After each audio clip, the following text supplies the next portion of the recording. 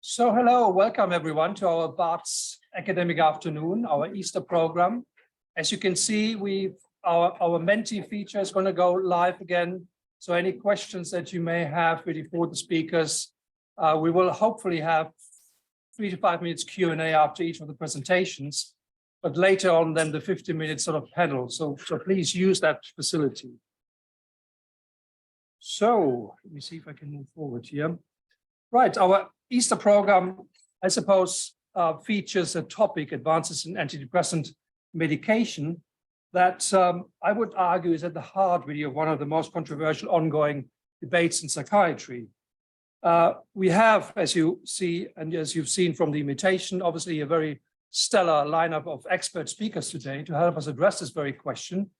And I'm hoping that we have some lively debates, really also bringing your clinical perspectives into play here.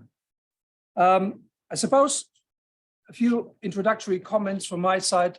Inevitably, when we do talk about antidepressants, we are talking about depression as a medical condition versus the old discussion as to what extent life circumstances come into play in terms of the biopsychosocial model. This also touches upon contemporary discussions around personalized care. Precision medicine is another term that we see coming increasingly into play really from our biological psychiatrists.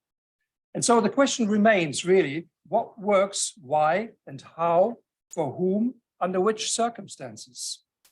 And so I would like to kind of set the scene briefly from a clinical perspective for our discussion and flag up some of the issues that we may want to talk about. I think when we talk about antidepressant medication, we have some relevant contact factors that are relevant for our prescribing practice. The three domains I can see relevant here are supply and demand. What about the availability of other treatments and the affordability of those? Why do we prescribe antidepressants in the first place? So who is it for? Is it for depression or for any other condition? What about the evidence base in terms of underpinning really all the various treatment efficacy claims? Who and what tells us what to prescribe? So starting with supply and demand, we know that demand is growing exponentially. We have figures, for example, the Lancet 21 telling us that about 27% increase due to the COVID pandemic complications. In the elderly population, 30% major depressive disorders were the growing trend. And even in our younger people group, we see quite stunning figures. This is a publication again from 21, quoting 34% of adolescents globally being at risk of developing clinical depression. So what about supply then? So first of all, I think it's fair to say most of our patients still go to their GP as a first point of contact in terms of asking for help. Now, there's the first kind of layer of complication because, as we know, our primary care colleagues operate on this sort of 10-minute slot consultation basis and have to come up very quickly with something that the patient can take away from the session. The primary care offer in terms of talking therapies, IAPT, as we know, effective for mild to moderate conditions, not really for the kind of severe depressive disorders that we see as psychiatrists. And we know there are problems in terms of variations in outcomes and waiting times across the country. Our secondary care psychological therapy services are always at capacity. So the second contextual factor, who is it actually for? I mean, the BNF comes up with a stunning, I have to say, list of indications across more or less the spectrum of mental disorders. In particular, SSRIs promoted as being helpful for all these various conditions. I think that begs some significant questions. And in terms of comorbid conditions, where we use antidepressants in the treatment of mental and physical comorbidities, long-term conditions, lots of questions about effects versus side effects, placebo, nocebo effects, and so on. And then finally, the evidence base. Now, a number of meta-analytic papers have been published over the years. I think it leaves us clinicians with a somehow confusing picture as to what is actually the message that we should go by.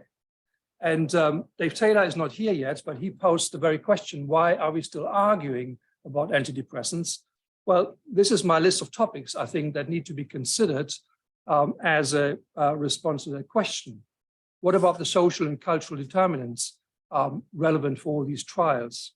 We know that very few non-industry funded trials have been conducted. Another problem pointing towards reporting bias is the effect size inflated. We've got questions about mild to moderate disorders. So do we have to stop prescribing these substances for these patients according to the evidence base? And then various sort of reports about differential efficacy of certain substances, again, posing more questions than relevant answers. So this is in a nutshell, really from a clinical perspective, I suppose, what we would like to explore this afternoon. Now, that takes me to introducing our first speaker, Joanna Moncrieff, Professor of Critical and Social Psychiatry. She works at the Division of Psychiatry at UCL. And in her research summary, I quote Joanna, "My research consists of an analysis of all aspects of psychiatric drug treatment, including subjective experiences, history of drug treatment, a critique of evidence for drug treatments, and the theoretical perspectives." She's also known for her critical stance, has been discussing political aspects of drug treatment, including the influence of the pharmaceutical industry. And I suppose this paper, published last year, Molecular Psychiatry, has caused a lot of discussions, including in the public domain. So Joanna, I'm inviting you to give us your presentation, please. Yes. Thank you.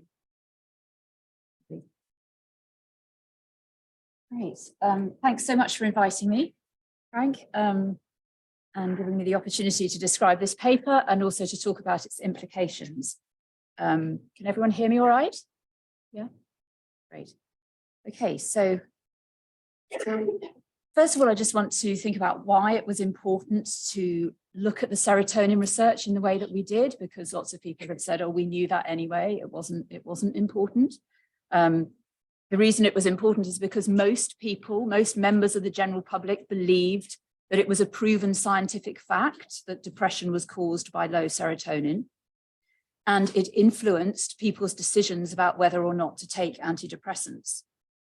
And the idea that antidepressants work by targeting a serotonin abnormality is a very different proposition from alternative ways of understanding what they might be doing, which I'll come on to describe later. What's the history of the serotonin theory of depression? Well, it's suggested first in the 1960s alongside other neurochemical theories about the origins of depression. And the important thing to note about the context is partly that this is a time when new drugs are being introduced into psychiatry and people are very enthusiastic about the possibilities of drug treatment. And secondly, it's also a time when recreational drug use is really starting to take off and become a phenomenon. And recreational drug use starts off with the use of diverted prescription drugs, particularly amphetamines and barbiturates. So the point is that there was a need at this point for the psychiatric profession to distinguish what they were doing from the use of recreational substances. The psychiatric profession continued to talk about the monoamine hypothesis during the 70s and 80s, and a big NIMH-funded project is commissioned to look at neurochemical abnormalities in depression in the United States, which doesn't find any abnormalities, incidentally.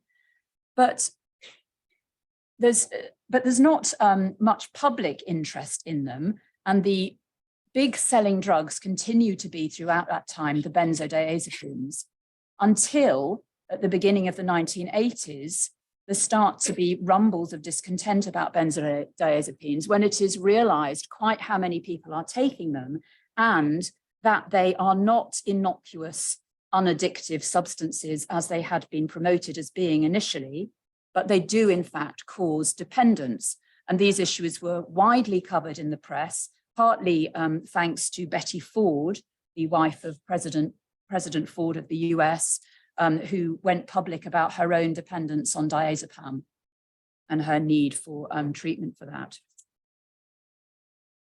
So that's the context into which the SSRIs arrive in the late 1980s, the first successful SSRI being Prozac, which is launched in 1987, and very rapidly becomes both a bestseller and a celebrity in its own right. So by 1990, it's made the cover pages of several major American magazines, including Newsweek here. And from the beginning, it is marketed alongside this message that what it is doing and what SSRI antidepressants are doing in general is working by correcting an underlying serotonin abnormality. So this is an example of a pamphlet that was produced for doctors to leave in their waiting rooms for patients to pick up, which tells people that serotonin is an important chemical found in the brain linked to depression. And as you can see, shows you graphically how a person with depression doesn't have much serotonin in their brain, but when they've taken their antidepressant, they're happy again, and now they've got plenty of serotonin.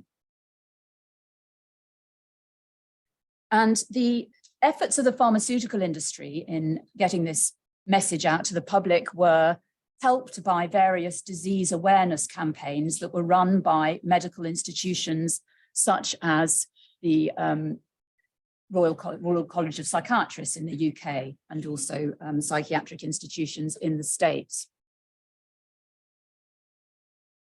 The Defeat Depression campaign was the one that was run in the UK, will be familiar to some of you here, I remember it.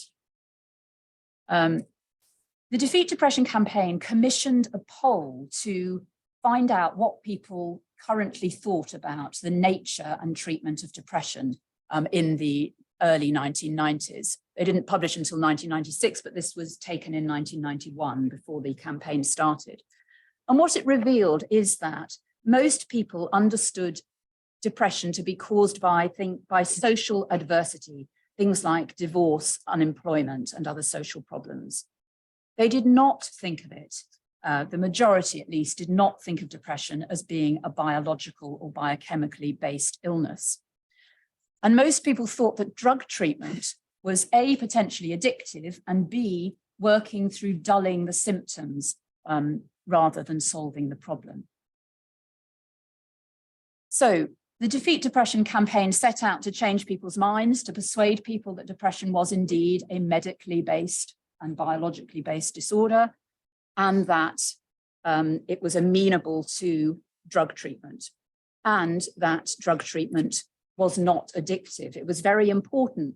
Part of the point of this campaign was to distinguish antidepressants from benzodiazepines, which people had become very wary of taking, and to overcome people's newly found caution in taking drugs for emotional problems. So here's Princess Diana being criticized for suggesting that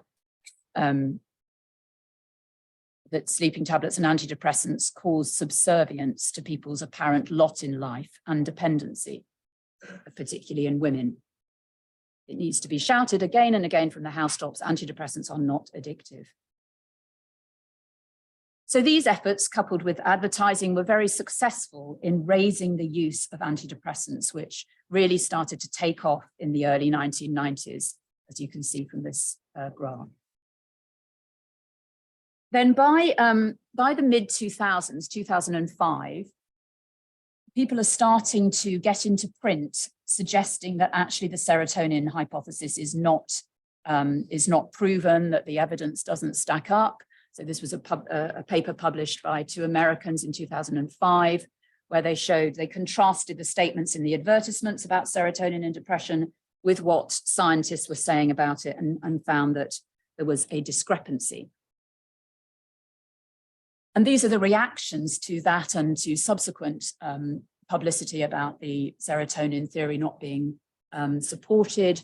Wayne Goodman, who was head of the FDA psychiatric drug division at that time, admitted that the evidence was elusive, but said that that didn't really matter because the idea of a chemical imbalance was a useful metaphor for the idea that depression is a chemically or brain-based problem and that the medications are normalizing function.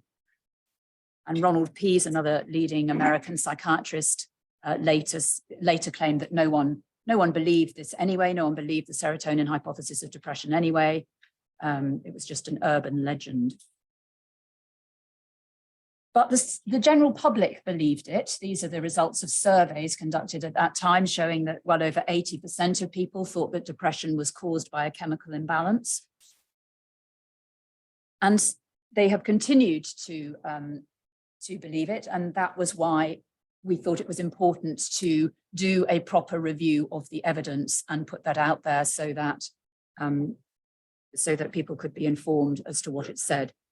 So we conducted an umbrella review of research into serotonin and depression. That means we got together all these systematic reviews in the different principal areas of research that have looked at connections between depression and serotonin.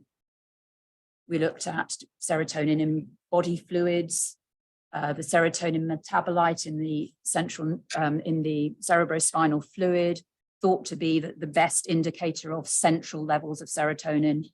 We looked at the serotonin transporter research, receptors, these tryptophan depletion studies that give people an amino acid drink lacking in tryptophan that stimulates the production of proteins, which uses up all the tryptophan. So tryptophan levels go down, and it is presumed that serotonin synthesis goes down in correlation with that.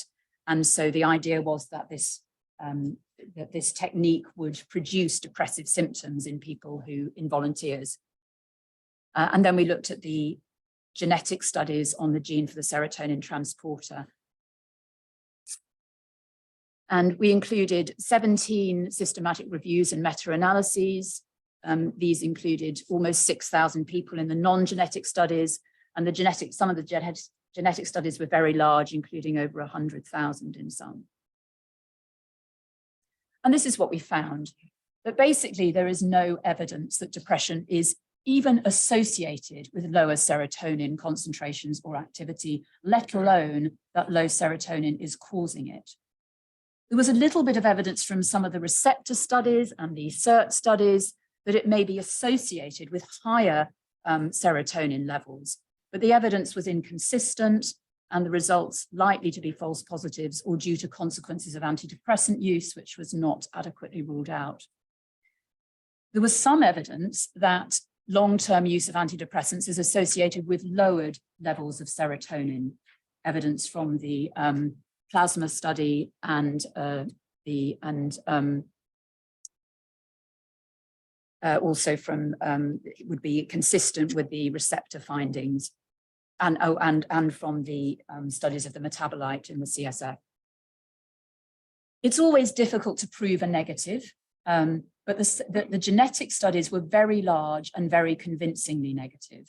And they were negative in respect of whether the gene is associated with depression and in respect of the suggestion that there might be an interaction between the gene and adverse life events and depression, such that, so the hypothesis was that people who had one of the alleles of the serotonin transporter gene and who were exposed to adverse life events would be more vulnerable to depression. That didn't turn out to be the case. The gene wasn't associated with depression itself either. But what was associated with depression very strongly was adverse life events themselves.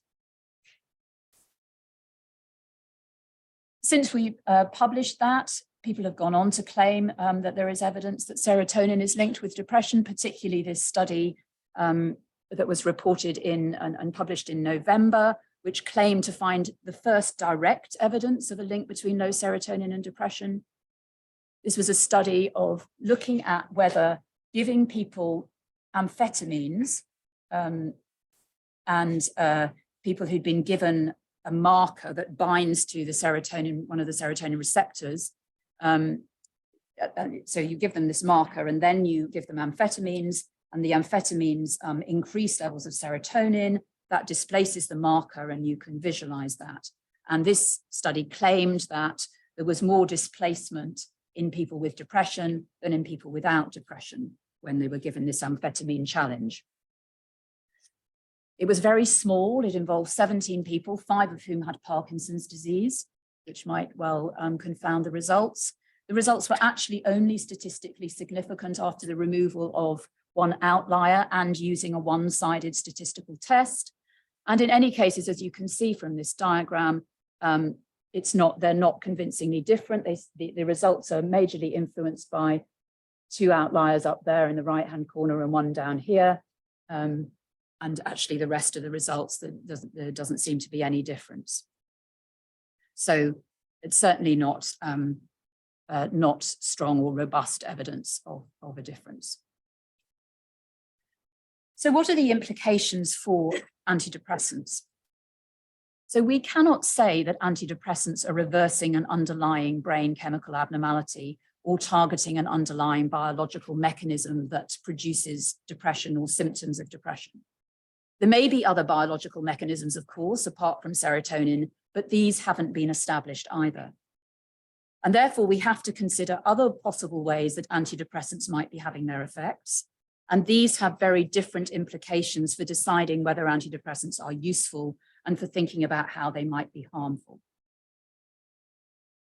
So I've spent quite a lot of my career, and some of you will have seen me talk about this before, talking about the different ways that we might understand how drugs work when we give them to people with mental health problems. And to think about these, I've formulated these two models.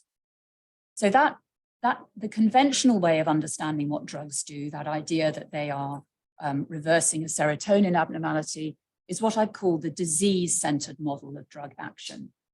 And this is the idea that the therapeutic effects arise because of the drug's effects on the biological mechanisms that produce symptoms. They don't have to be the mechanisms, the original causal mechanisms of the condition. They have to be the mechanisms that produce the symptoms.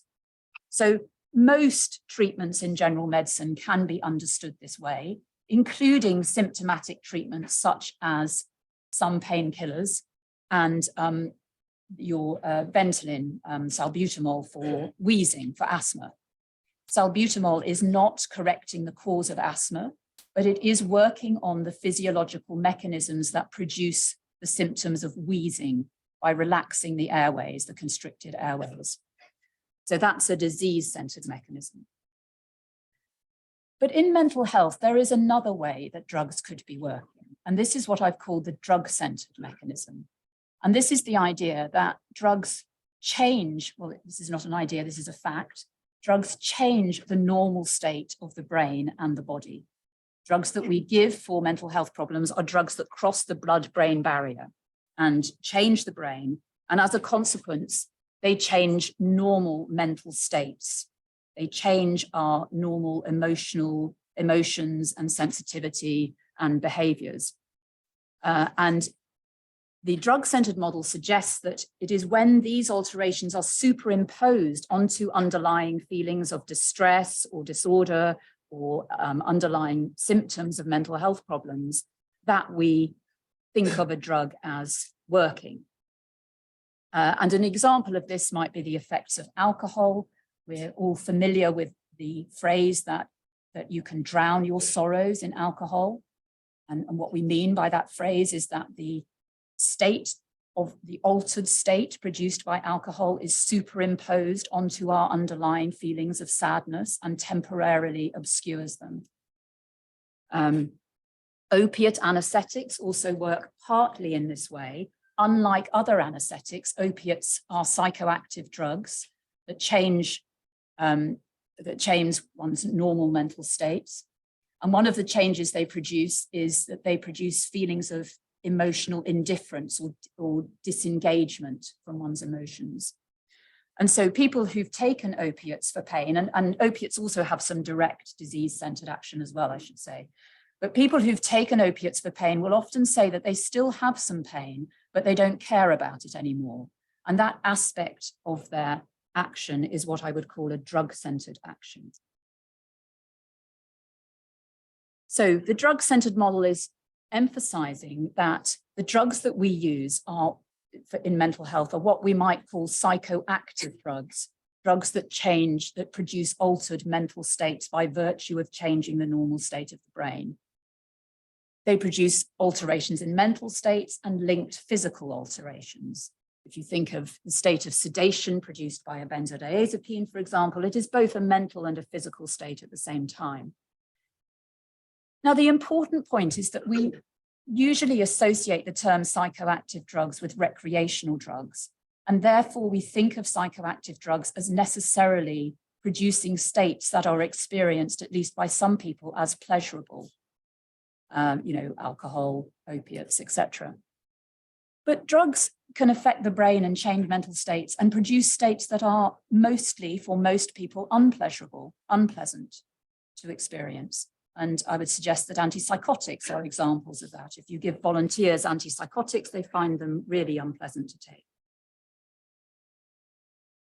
And the other important point is that thinking about drugs in this way emphasizes that they produce their alterations in everyone. Of course, there's individual variation, but they don't produce different sorts of alterations in people who are depressed from people who are not depressed.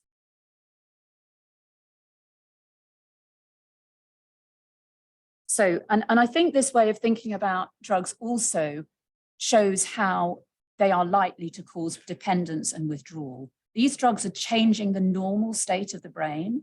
We know that the brain and the body try and counteract the changes that drugs are producing.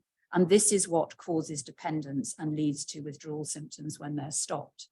And I think if we think of drugs in this way, we can also appreciate that they are likely to have both predictable and unpredictable harmful consequences, especially if they are taken long term.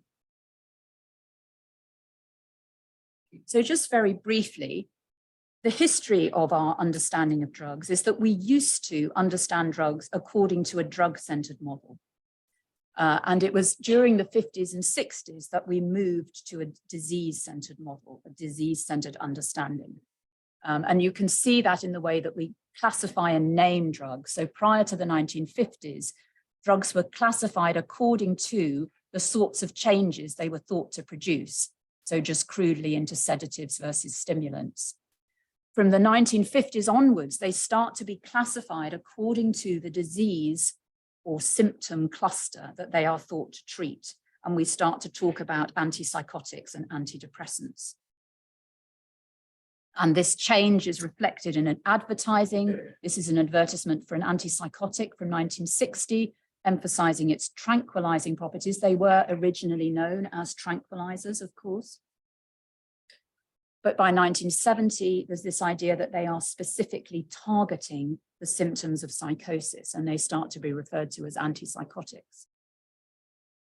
And something similar happens with antidepressants. The early drugs that were regarded as antidepressants were drugs that were being used in the treatment of tuberculosis. And it turns out that they were stimulant type substances that were actually had a very similar profile to amphetamines. And that was clearly written in the literature in the mid-1950s. But gradually, people start to talk about them being different from amphetamines and more specific than amphetamines. Amphetamines affect the whole body. These drugs just affect the psyche in some way. And then drugs come along that don't have stimulant properties. The tricyclics are not stimulants.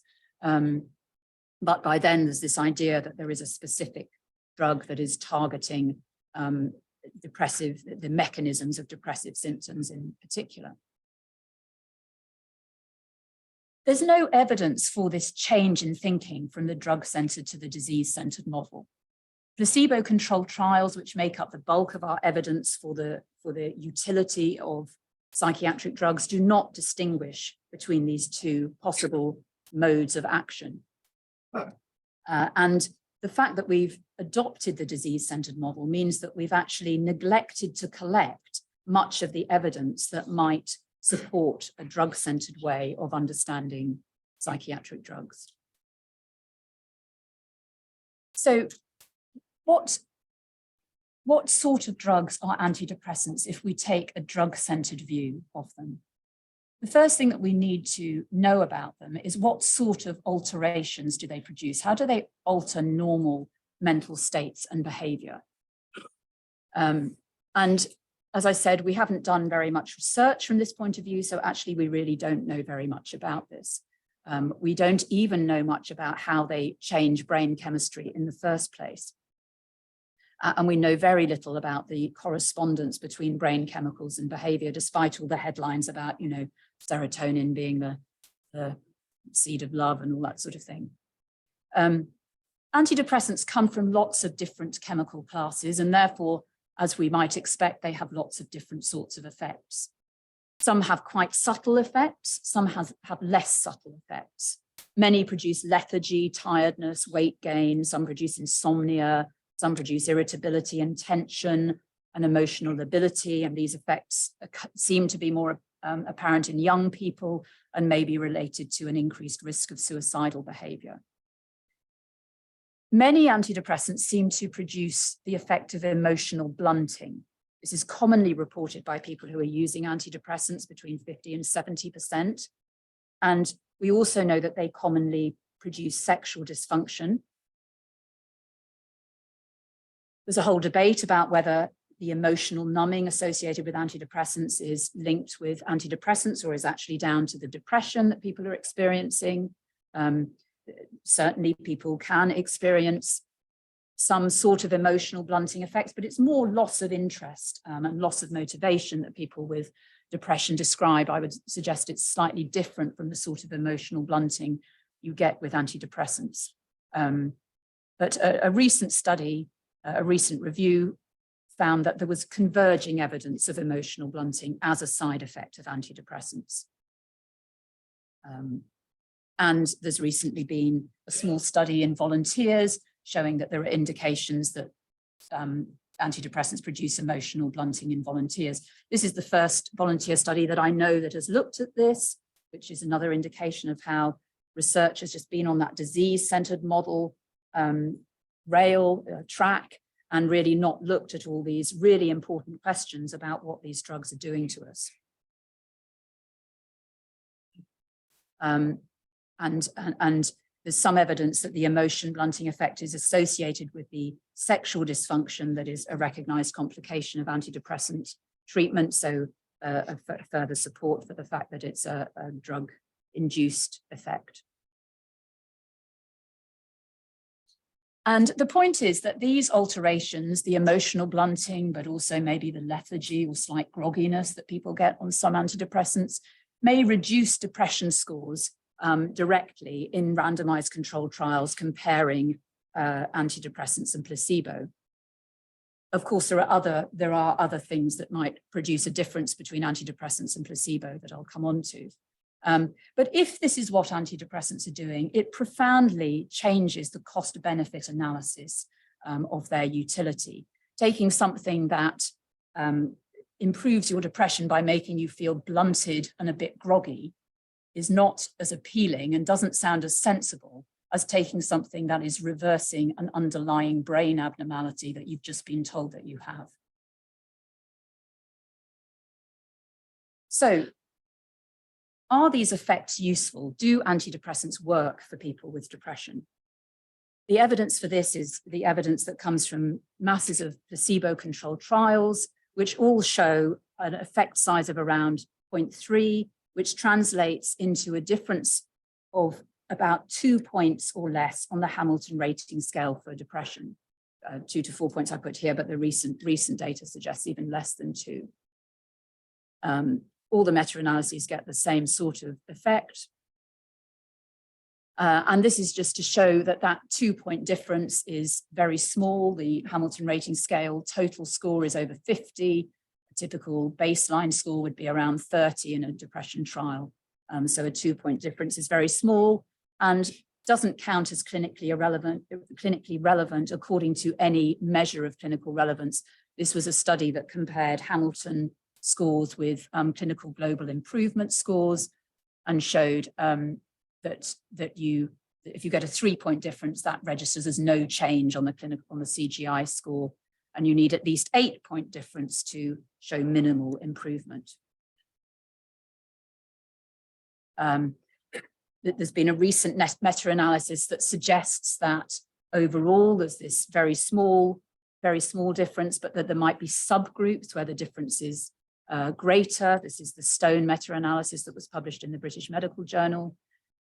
The trouble is this was an exploratory analysis. You can't identify who these people are. It's just the distribution that's different. And a similar analysis that was done a few years ago found a 2-group pattern rather than a 3-group pattern. So it's not actually been replicated either. The other thing that's really important, I think, in antidepressant trials is this unblinding effect. Many people in antidepressant trials can identify whether they are taking the drug or the placebo. Not always, not in every trial, but in many trials where it is tested, and it's not often tested, people can say whether they're getting the actual drug or placebo. 80% in this trial of fluoxetine in people with alcohol problems, for example. And this is the results from a study of sertraline and St. John's wort that didn't find an actual difference between the two drugs and the placebo. That's the figures on the left there. They asked people to guess, and people didn't guess correctly in this study, but they also analyzed people, looked at people's outcome according to the drug they guessed they were taking.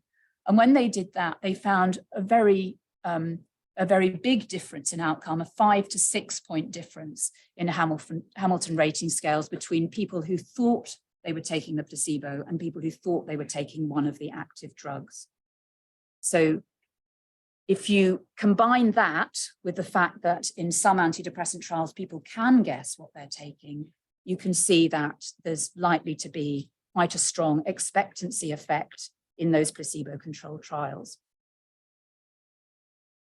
And it's also relevant that lots of other drugs that are not conventionally thought of as antidepressants have been found to show equivalent effects to antidepressants in one study or another, including lots of antipsychotics, amphetamines, benzodiazepines, etc., suggesting that any substance that has psychoactive effects that people notice, when people notice that they're taking something and they feel a bit different, has antidepressant effects. What about long-term effects? Most antidepressant trials last less than 8 weeks, and yet an awful lot of people take these drugs for many months and often for many years. The evidence base for long-term treatment consists of relapse prevention trials that take people who have already responded to antidepressant treatment, or who have done well on antidepressant treatment, I should say, and then randomize half of them to be put onto a placebo. There are lots of problems with this. First of all, we know now that there is a withdrawal syndrome when you stop antidepressants. And so people who are put on to the placebo are likely to have the adverse effects of antidepressant withdrawal going on, which is likely to affect their depression scores and look like relapse. Secondly, these are people who have done well on antidepressants, so they're going to, they might well notice that the antidepressant has been removed and become nervous and anxious about that, which might increase their risk of relapse or put up their symptom scores. And this is just to show you this relapse effect. This is from an esketamine trial, actually. But what you can see is that the people in the placebo are relapsing early on after their transfer to placebo, their transfer from esketamine to placebo, which indicates that there's some sort of withdrawal effect going on, and then the people on the esketamine catch up.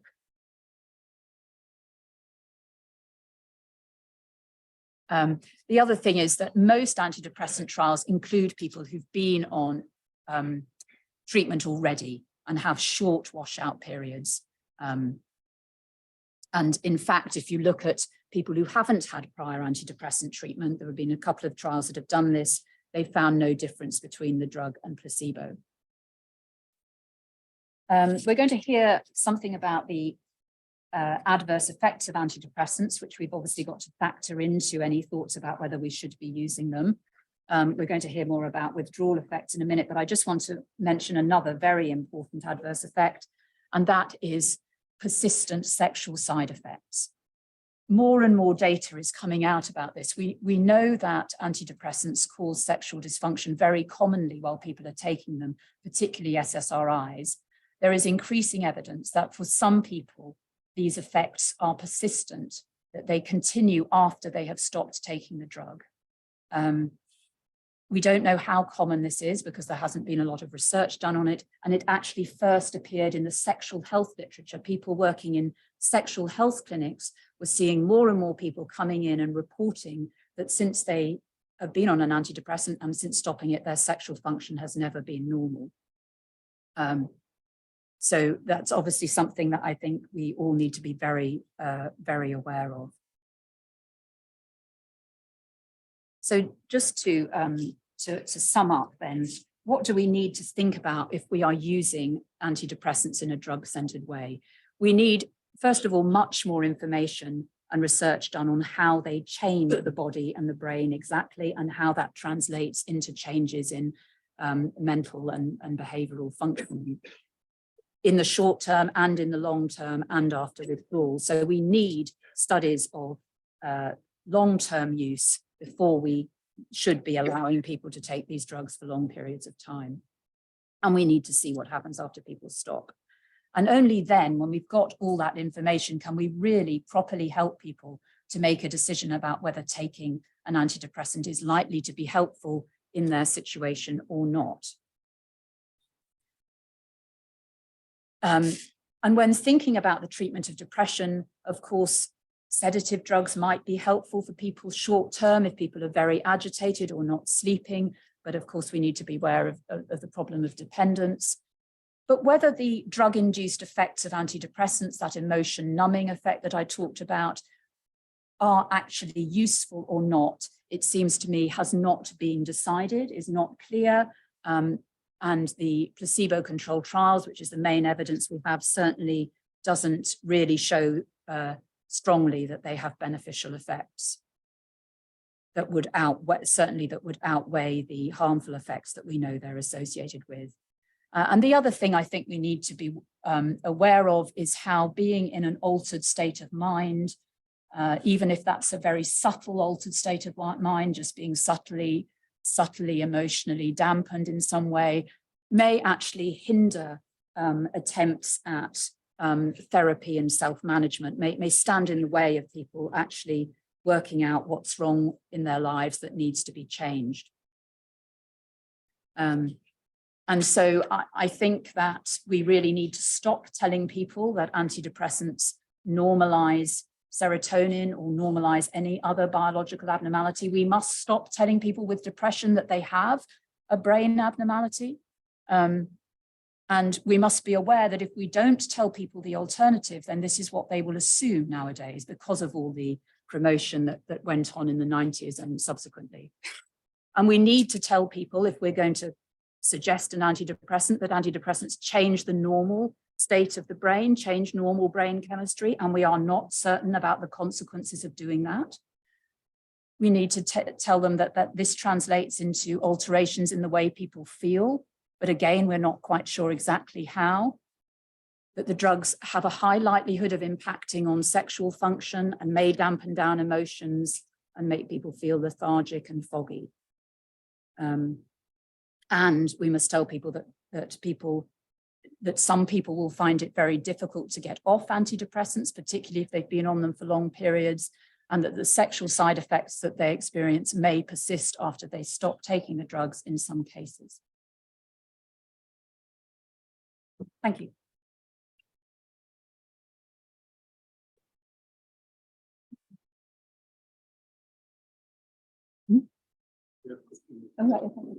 So thank you very much, Joanna, for very clearly outlining some relevant challenges for our thinking about antidepressants and some practical consequences.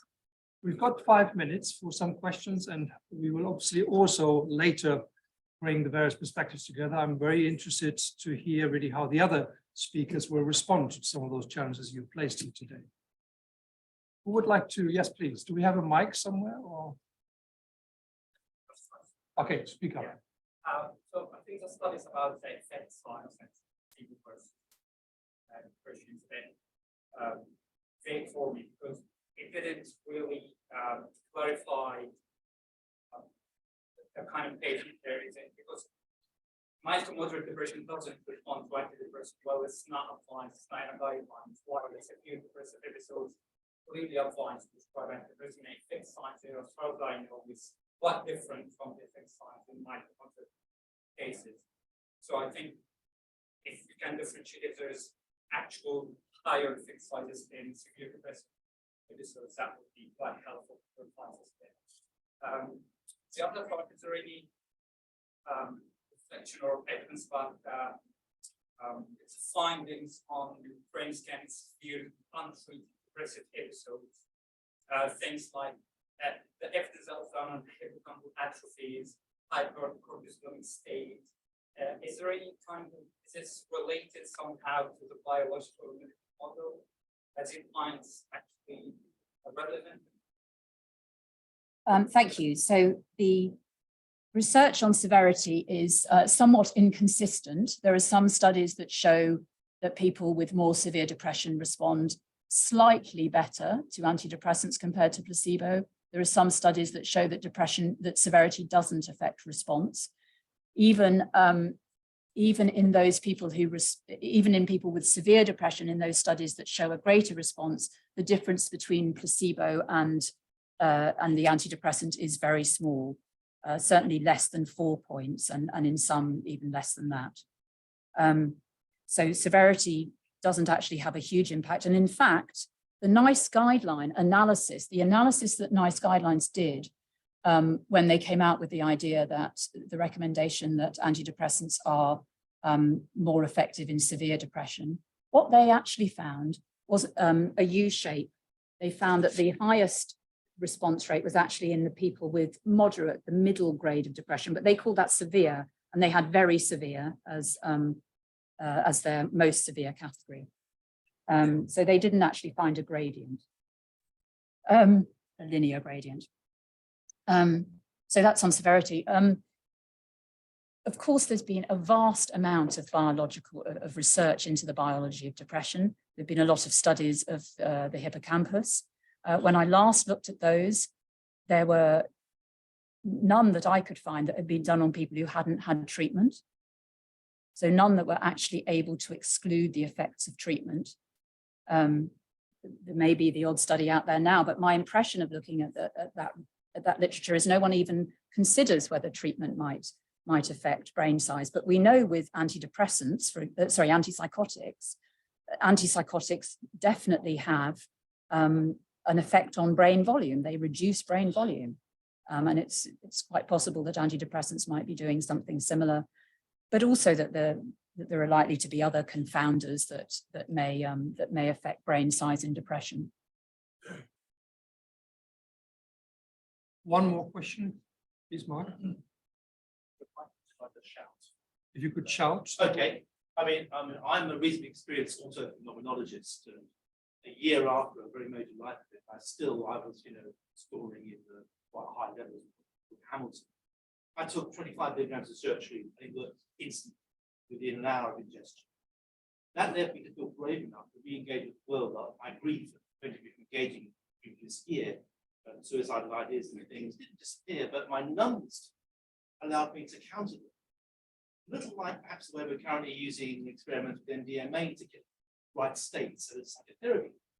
I did the therapy. It was easier because of my self-induced numbness.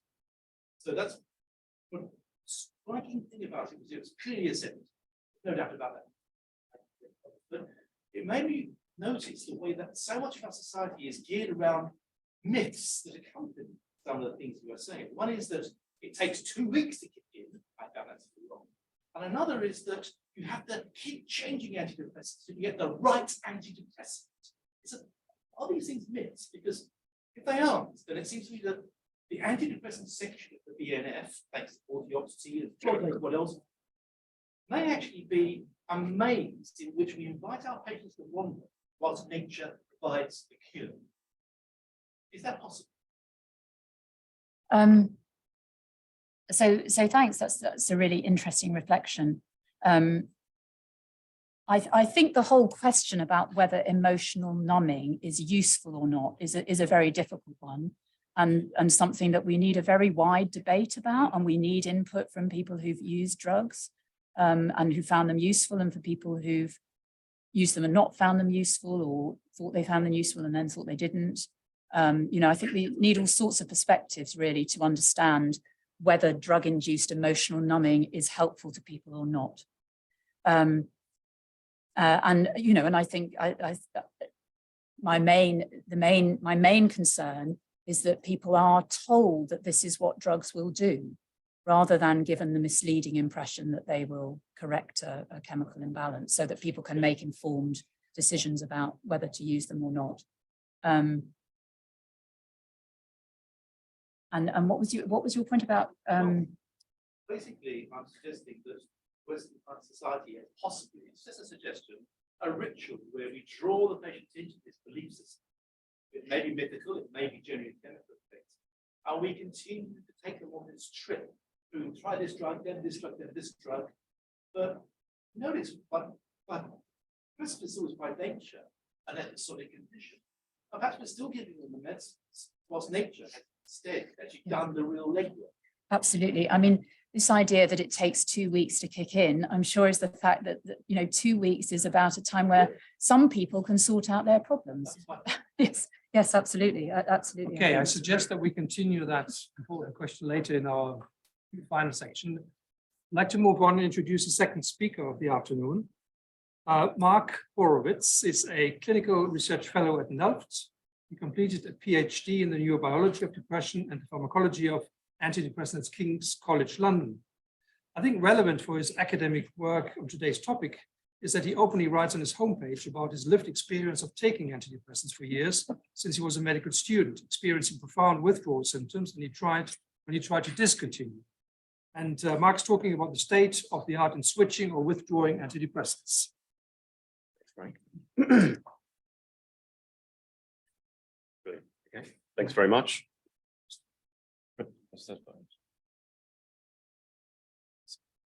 Okay. Thanks for having me to speak. I'm going to speak slightly quickly because I've got a short amount of time. I'm going to talk about withdrawal effects and how to safely stop antidepressants.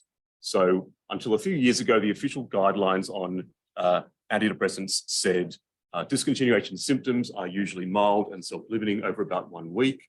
This description was based on studies in which people used antidepressants for 8 weeks, and drug companies coined the euphemism discontinuation symptoms and distributed numerous papers with the description brief and mild, which influenced guidelines. The guidelines a few years ago said, and for many years before that, said to stop antidepressants over about 4 weeks, although some people require longer periods. This guidance was based on a single study where antidepressants were stopped abruptly, and the committee thought that this produced too severe withdrawal effects, and they decided on the 4 weeks by consensus. It was never based on any research. The consequence of this is a lot of patients end up leaving health services to get advice on how to stop their antidepressants on online forums. These are 2 very prominent ones that get 1 million hits a month. 1 in 6 of those people are from England, and there are Facebook groups with hundreds of thousands of people, again, 1 in 6 from the UK. To sum up these thousands of stories, their doctor told them they could stop their drugs over a few weeks. They had horrendous symptoms. They came back, they were diagnosed with relapse and told they need to be on the drug, perhaps lifelong, but they had things like dizziness or electric zaps and didn't think it was a return of their condition. They lost faith in their doctors and went on these websites to get advice on how to come off, and coming off more slowly, as these websites recommend, was much easier, although still not simple. What happens when you take antidepressants long-term? This is a presynaptic neuron and a postsynaptic neuron, the serotonin transporter, synaptic serotonin and postsynaptic serotonin receptors. You add in an antidepressant, you block about 3/4 of the serotonin transporters, that increases synaptic serotonin. Because of homeostasis, the increase in serotonin in the synapse causes downregulation postsynaptic serotonin receptors. That is being imaged on PET. After just a few weeks of antidepressant treatment, you get downregulation of 5-HT2 and 4 receptors and changes in 1A receptors.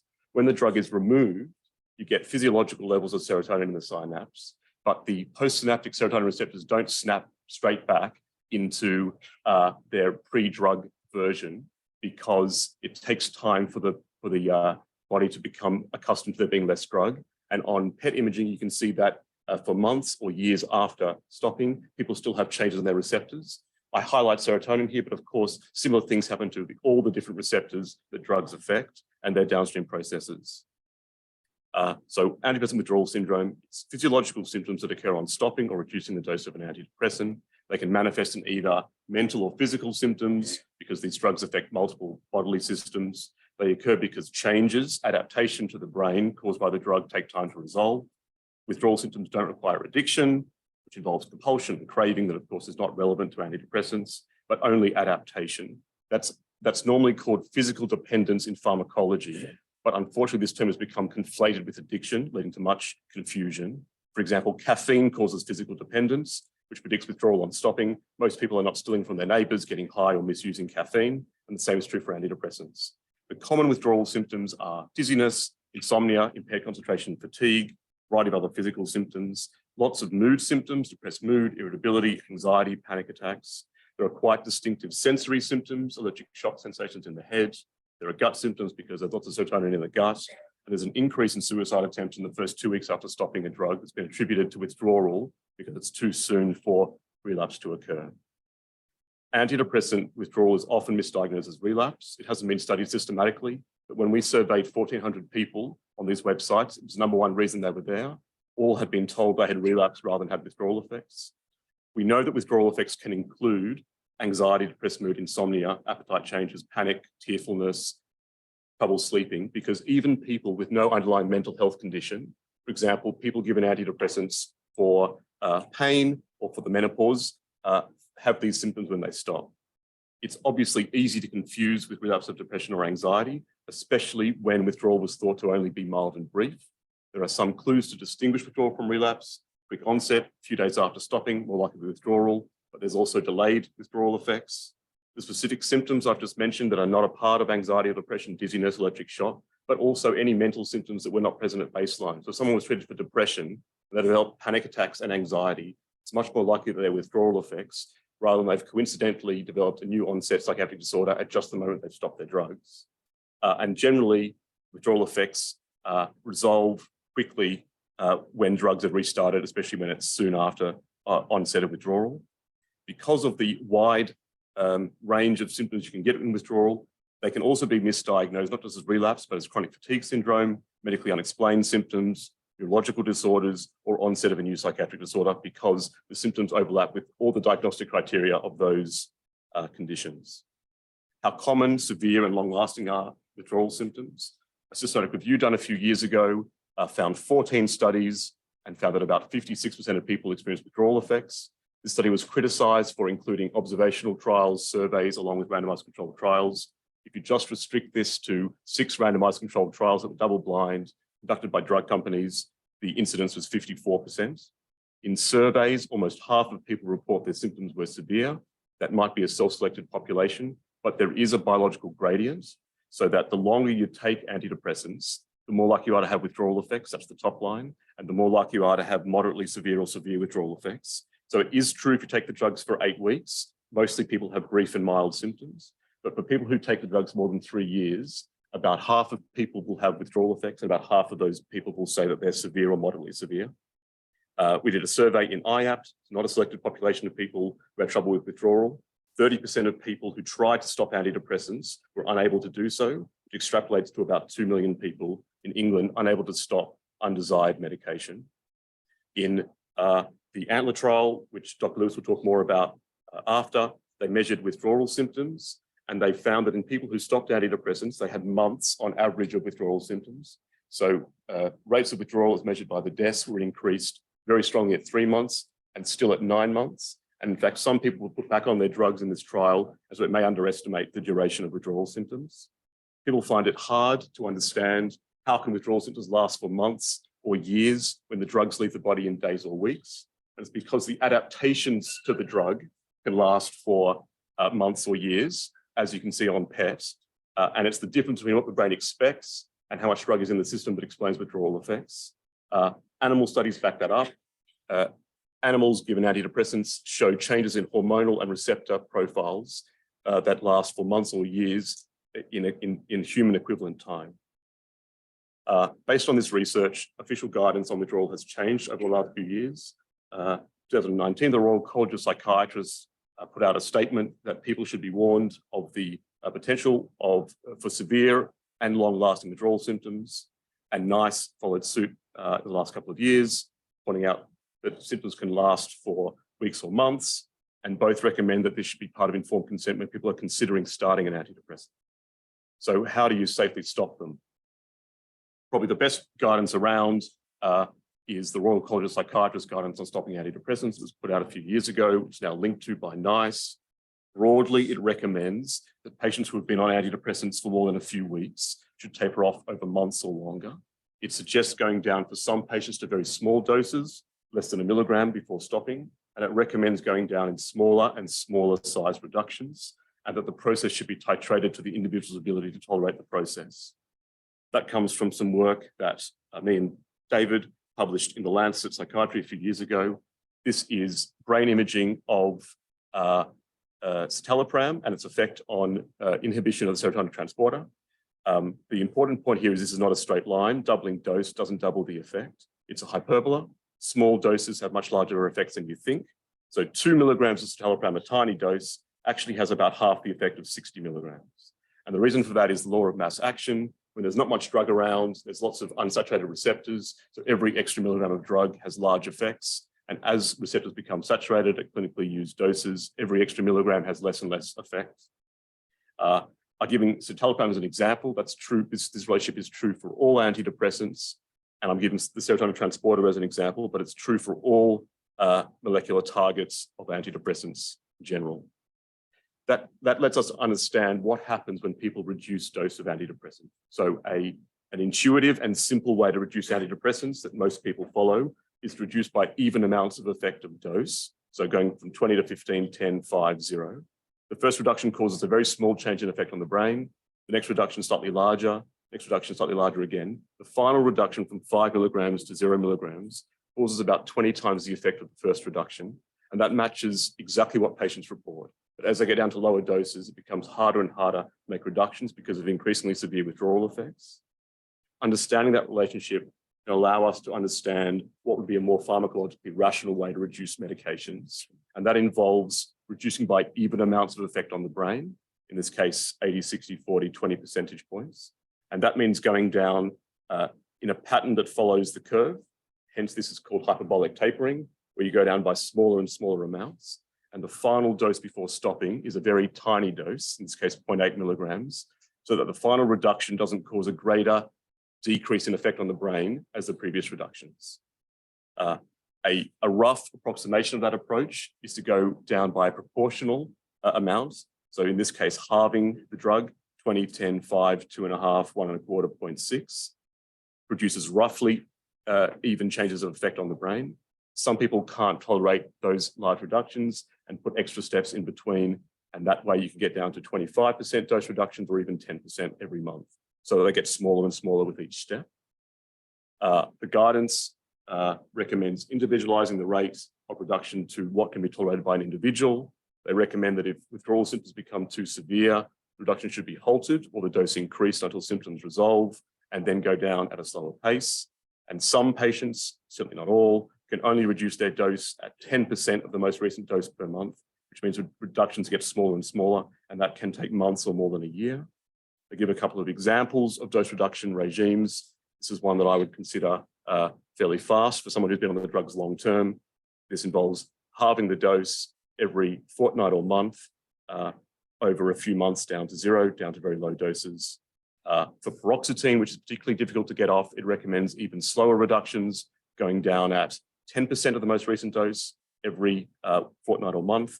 So first of all, reducing by 4 milligrams when you're at 40 milligrams. By the time you're at 20, going down at 2 milligram decrements and down through 30 further steps here, down to very low doses before stopping. And that may take people 2 or 3 years, which is not that unusual for long-term users of paroxetine. How do you make up these small doses? You can start by using tablet cutters to halve and quarter the smallest tablet. But towards the end of a lot of these regimes in long-term users, you need to use liquid versions of drugs. Luckily in England, most antidepressants are available as liquids, and you can use a small syringe to measure out smaller doses.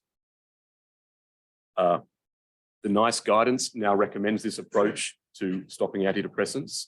As with the NICE guidance, it's slightly, the 10 commandments are on high. It doesn't have a lot of detail, but it registers some of the important issues. reducing the dose in a stepwise fashion, at each step prescribing a proportion of the previous dose so that reductions get smaller and smaller. They suggest 50% or sometimes 25%. Some people need to go slower. It explicitly recommends using liquid preparations if you can't achieve the reductions with tablets. It emphasizes that people should be put at the center of the rate so that they're not given marching orders, but can give some feedback on their withdrawal symptoms. And it also frames discontinuation as taking weeks or months to complete successfully. And in some people, it can take longer than that. I just wanted to talk about, Professor Moncrief touched on it, just to talk about relapse prevention studies.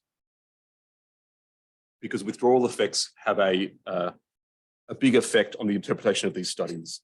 I want to go into it in a bit more detail. So the NICE guidance at the moment recommends continuing antidepressants for at least 2 years if people are at risk for relapse. This is based on a variety of discontinuation studies summarized in a very famous meta-analysis by Geddes and colleagues. And the form of these studies follows the same, the following pattern. Patients who are remitted on antidepressants are randomized to either stop or continue their drug. They are observed for 6 to 12 months afterwards using depression rating scales. And at the end of this, when you sum up 30 different studies in this meta-analysis, 41% of people who stop their antidepressant relapse, and only 18% of people who stay on their drug relapse. And the difference is the justification for long-term treatment, a relative risk reduction of 50% or an absolute risk reduction of about 20 or 23%. There are limitations to this study. As Professor Moncrief said, the people are selected. It's a group of people who've already remitted. In these studies, most people have their drugs stopped in 1 day abruptly. The average period of time stopping is 5 days. The depression scales used, the Hamilton Depression Scale, the MADRS, all measure anxiety, sleep, appetite changes, all of which overlap with withdrawal symptoms. And withdrawal symptoms are not measured in any of these studies. So no one is excluded from definition of relapse if they have withdrawal symptoms. It's very likely that relapse will be inflated in the group that's stopped by withdrawal symptoms being misdiagnosed as relapse, which means that the 41% is probably lower and the difference between the drug and placebo is probably less than you would think. And some people have suggested that if you subtract the people who have a withdrawal syndrome from the group of people who relapsed, it is not clear if antidepressants prevent relapse or not. Is it really the case that withdrawal symptoms could be misdiagnosed as relapse? We go even faster for 5 minutes. Yes, there was one study that looked at this by a drug company, and it took people on antidepressants, stopped them for a week and put them back on, and it measured withdrawal symptoms using the DES, as well as 2 different depression scales at the same time, and it's very useful. Fluoxetine, which produced almost no withdrawal symptoms in a week, had almost no change in the DES for withdrawal and no change in depression symptoms. Sertraline, which did produce some withdrawal symptoms, had an almost identical change in mood symptoms that resolved when the drug was restarted. Paroxetine had an even bigger effect on withdrawal and had exactly the same shape of change when it comes to depression scales. You could say people are having withdrawal and they're relapsing at the same time, but with Occam's razor, 2 different symptoms are likely to come from one condition rather than from 2 different conditions.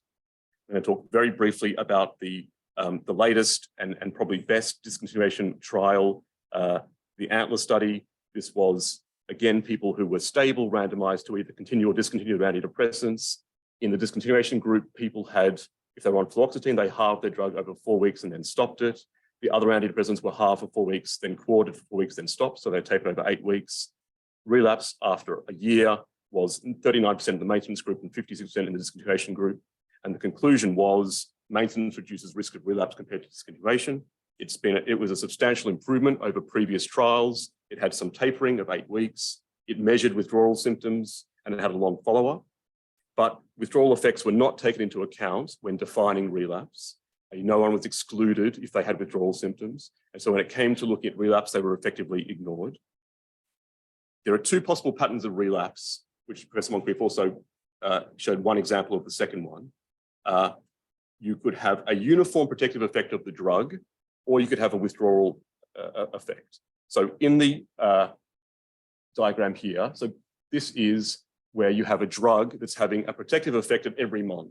So for example, someone on an asthma puffer or a steroid will have less asthma attacks every month compared to someone who's not on any treatment. And in this case, the drug reduces the risk of depression by about half. This graph at the bottom has the exact same endpoint. So people have the exact same overall relapse. But in this case, everyone relapses in the first 12 weeks, or the majority do in the discontinuation group. And that is more of a withdrawal type of pattern, because people are likely to have withdrawal effects in the first few weeks after stopping. And that means that you'll have clustering of withdrawal relapse soon after stopping. You can turn this into a bit of simple maths. Basically, the ratio at the end of the study should be equal to the ratio at every point in the study if there's a uniform protective effect. And if you graph this, you'd have the ratio of relapse, that is the ratio between the group that stopped, the group that stayed on, would be 1 at every point. That's an ideal uniform protective effect. The opposite is that withdrawal flavored effect I showed you. And if you graph that, there'll be a much larger ratio at early time points. There's much more relapse and it'll converge on 1. And the pattern you get is this. There's much more relapse in the first few weeks when withdrawal occurs, and it goes down to 1. And in fact, to make it simpler, the difference in relapse rates at 12 weeks is already equal to the relapse rate at the end of the study, which is not true for that uniform effect. So the antler study, you can apply the same process to that. If you look at the ratio across that versus the end, you get this pattern. There's a spike in the ratio of relapse between the discontinuation arm and the maintenance arm in the first few weeks. It's offset by 4 weeks because people are still coming off their drug for the first few weeks of monitoring. But it's the same pattern of effect as you have in a withdrawal, not quite as large as the example I showed you. It's about half the maximum, 6-fold disproportional here and only 3-fold in the antler, but much closer to the withdrawal effect than the uniform effect. In fact, it didn't come out very well, but at 12 weeks after stopping the drugs, there was 90% of the difference to the end of the trial, although that was only 40% of the duration of the follow-up, which is consistent with the withdrawal effect. Very briefly, if you graph the difference in withdrawal effects between the two groups and their anxiety scores, there's an almost identical correlation, and the same is true for depression scores and withdrawal scores. Again, like the drug company study, showing that the withdrawal may be driving the anxiety and depression scores. Again, you could argue this could be withdrawal and relapse, but in general, it's more likely that one condition will produce several effects rather than several conditions at the same time. And lastly, there was a little bit of an inbuilt experiment in the study. Fluoxetine and sertraline and citalopram all have equal effectiveness based on short-term studies, but fluoxetine has a longer half-life than citalopram and sertraline. And so there's some self-tapering, meaning it has less withdrawal symptoms. So if patients who stop fluoxetine, as compared to those shorter-acting drugs, showed less relapse, it would be an indication that withdrawal effects are being misdiagnosed as relapse, because the only difference should be the half-life and withdrawal and not the protective effects. And that was what they found. Didn't reach significance. It was small numbers by the time they were looking at these drug groups, but the hazard ratios for fluoxetine was much less than for the shorter half-life drugs, citalopram and sertraline. Sorry for speaking so fast.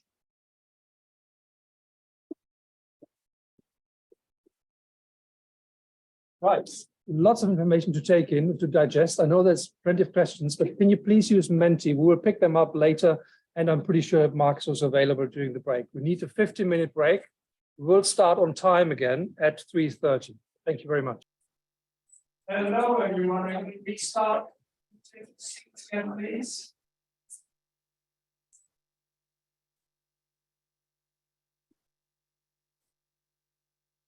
Yeah, 2 minutes. David said he made Okay. Yeah. I'm worried about his volume. But I'll just talk to you. Yeah. You can also keep the chart. Maybe this is another way of. Yeah, sure. Oh, that works. Yeah.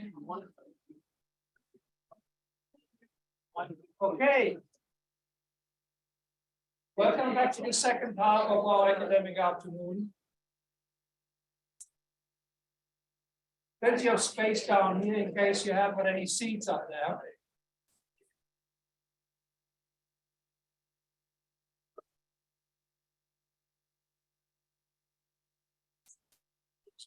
You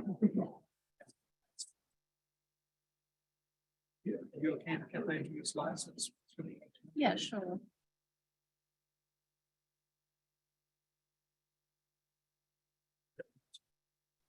Right, I'm going to introduce our next speaker, Gemma Lewis, Associate Professor of Epidemiology and Applied Clinical Research at the Division of Psychiatry, also at UCL. And again, I'm quoting her research summary. My research focused on the causes, treatment, and prevention of depression and anxiety, also investigates health stability, which frequently occurs with anxiety, as we know. In 2021, she was the main author of a widely discussed paper in the New England Journal of Medicine, which is also the topic of her presentation. The evidence base for maintenance or discontinuation of antidepressants. Thank you. Brilliant.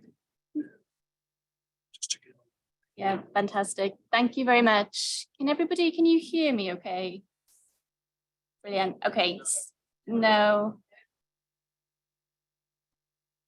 Start with this. Okay, can you hear me now? Brilliant. Okay, thank you for that. I have a very quiet voice, which is an occupational hazard when I'm presenting, so it's good to check. Okay, so yeah, I'm going to talk about the evidence base for maintaining or discontinuing antidepressants. And I'm going to focus on primary care, which is obviously not where the majority of you work, but the majority of you will know that most people with depression and other common mental health problems are actually treated within primary care settings, with a small proportion progressing to receiving care from specialist mental health services. So that's an area that within the team that I work in UCL, we have focused on. So the vast majority of existing randomized controlled trials had actually been set in secondary care. And there was a lack of trials that had been set within primary care. And the problem with that is obviously that is where most people with depression and other common mental health problems are actually treated. So I'm going to provide some background, which my colleagues have already touched on slightly, but the number of antidepressant prescriptions has increased quite dramatically, really, over the past 20 years. And there's evidence that the number of antidepressant prescriptions is still increasing. So there were 30 million items prescribed in 2005 and 76 million prescribed in 2020. Now, importantly, what we know from analyses of electronic health records data and prescribing data is that this increase has predominantly been driven by increases in long-term or maintenance antidepressant treatment, which aims to prevent relapse of depression. So instead of new people, well, obviously new people are going on antidepressants as well, but predominantly the increase is driven by increases in the duration of maintenance treatment. So this is just some data graphing the increase in antidepressant prescribing that has occurred over the past couple of decades. I wanted to show this recent study, which a colleague of mine from Division of Psychiatry was involved in. So we often say that this increase in antidepressant prescribing has only been occurring in high-income countries, but actually this is more recent data which shows that the increase is occurring as well in lower middle income and upper middle income countries as well. So increases in antidepressant prescribing are being observed globally. So in terms of the evidence for maintenance antidepressants, before we started the study, the ANTLER study, which I'm going to be talking to you mainly about today, there was already good evidence that antidepressants do reduce the risk of relapse in people who have improved after they have received treatment. However, there were a few problems with this evidence base, mainly that the evidence was mainly for people who had been receiving maintenance antidepressants for 8 months or less. And what we knew was that actually there are lots of people out there who have been receiving maintenance antidepressant treatment for a lot longer than that, for 2 years, 3 years, and even longer. And as I mentioned, most studies had been done in secondary care. The vast majority of them had used small samples, which is methodologically problematic. And the few which had looked at people who had been on antidepressants for a longer duration of treatment had focused on tricyclics, which are no longer that commonly prescribed for depression. So this just summarizes the Geddes meta-analysis in the Lancet 2003, which which found a summary odds ratio of 0.3. So strong evidence from these studies that antidepressants were reducing the risk of relapse when used for maintenance treatment in people who had recovered from their depressive episode. So I'm going to talk predominantly today about the recent AMPLA trial. So this was published in 2021, and we conducted a randomized controlled trial to investigate maintenance or discontinuation of antidepressants within the primary care setting. Just wanted to acknowledge my colleagues, the applicants, and also the funders of the study, which was the NIHR. So about the aims. So in terms of the aims of the AMPLA trial, we knew that many people were taking long-term maintenance antidepressants in primary care, but our clinical evidence to advise them on whether to discontinue or to maintain taking their antidepressants was relatively poor at that time. So we investigated the research question, what is the effectiveness of maintenance antidepressant treatment as compared with discontinuation among primary care patients? And we focused on those patients who had been taking antidepressants for more than 9 months and who also felt well enough to consider stopping their medication. So this was an individually randomized double-blind trial. Patients either remained on their maintenance antidepressants or they were randomized to the other group, which was to taper, discontinue their antidepressants during a 2-month tapering period and discontinue eventually onto placebo. The primary outcome that we looked at was the time to depression relapse over a 12-month follow-up period. And we conducted follow-up assessments at 6 weeks, 12 weeks, 26 weeks, 39 weeks, and all the way up to 52 weeks. The GP sent a letter about treatment allocation, so which group participants were allocated to at the end of the study to discuss the continuation of care for each patient. So in terms of eligibility, this is important to understand in order to describe and understand the target population that we were aiming to sample from and the people who we can say something about via the results of this study. So we were interested in recruiting primary care patients who were being treated for depression. We were interested in patients who had experienced at least 2 episodes of depression or been on antidepressants for a longer period of time. This was an adult trial, so people were aged 18 to 74. We actually have funding now to conduct a study in older adults who are aged 74 and older. The patients had been taking their antidepressants for 9 months or more, and they were currently on standard maintenance treatment dosages for the most commonly used antidepressants for maintenance treatment. So this was citalopram 20 milligrams, sertraline 100 milligrams, fluoxetine 20 milligrams, or mirtazapine 30 milligrams. We actually found that the use of mirtazapine was quite uncommon actually, but at the time the study was devised, so over 6, 7, 8 years ago now, the rates of mirtazapine prescription were actually increasing, which is why we included that antidepressant. We also asked that patients felt well enough to consider stopping their medication and that they had been adhering to their medication. In terms of exclusion criteria, the main one obviously was that people met ICD-10 criteria for depression or another psychiatric illness, had terminal illness, were unable to complete the questionnaires in English, were contraindicated for the medications, enrolled in another trial, pregnant or planning pregnancy or breastfeeding, or using monoamine oxidase inhibitors, or allergies to placebo products. So the recruitment was done through 150 GP surgeries, and these GP surgeries were based across Bristol, London, Southampton, and York. And our researchers screened databases for people on relevant antidepressants, and they sent a letter inviting those patients to participate. And other patients were invited during their GP consultations. And they were mailed a questionnaire to assess the level of adherence to the antidepressant medications that they were receiving.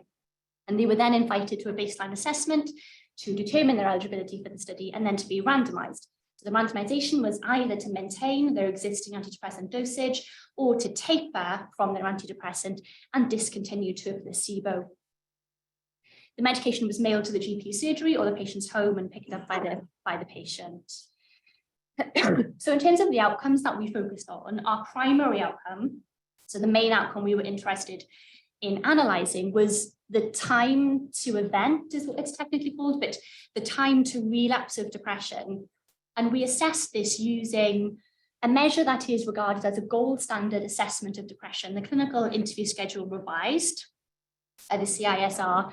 It's widely used in population-based surveys. It's based on ICD-10 criteria for depression. So what you end up with is a diagnosis of depression that mimics clinical level depression.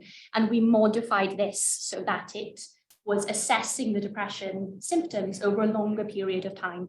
So instead of assessing them over 1 week, it was assessing depressive symptoms over a 3-month period. Our secondary outcomes were depressive symptoms with the PHQ-9, anxiety symptoms with the GAD, symptoms of withdrawal using the DES scale. So we looked at a count of the number of new or worsening symptoms of withdrawal as assessed by this DES scale, which was the best and most widely used available measure of withdrawal symptoms at that time and probably still is at the moment. We also looked at Toronto side effects. We looked at physical and mental health quality of life. We also had a really interesting measure, which is a global rating questionnaire. So this is that one question which assesses the patient's perception more globally of whether they are feeling the same, better, or worse. So we created a binary variable, which was whether they were feeling worse or whether they were feeling the same or better. And we also looked at the time to stopping study medication. So the analyses were conducted by trial statisticians in UCL, so Louise Marston and Nick Fremantle. We did an intention to treat analysis, which just means that we included everybody in the sample, irrespective of their level of adherence. And the aim of that approach to analysis is to maintain the integrity of the randomization so that you analyze as you randomize.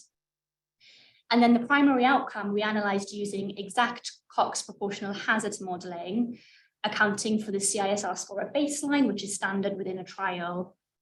And the proportional hazards method tests whether the relapse rate is constant or equivalent across the whole length of follow-up within the trial. And that is the standard, conventional, best approach within medical statistics to testing whether a hazard rate or a survival function is constant across the follow-up period.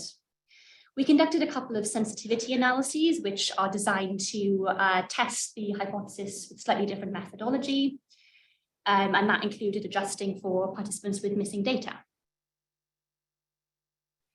So I won't focus too much on this, but we had a range of continuous secondary outcomes, which we used linear regression modeling for, dichotomous outcomes, which we used logistic regression modeling for, and then we had other secondary outcomes, which we used Cox proportional hazards modeling for, and our sensitivity analyses.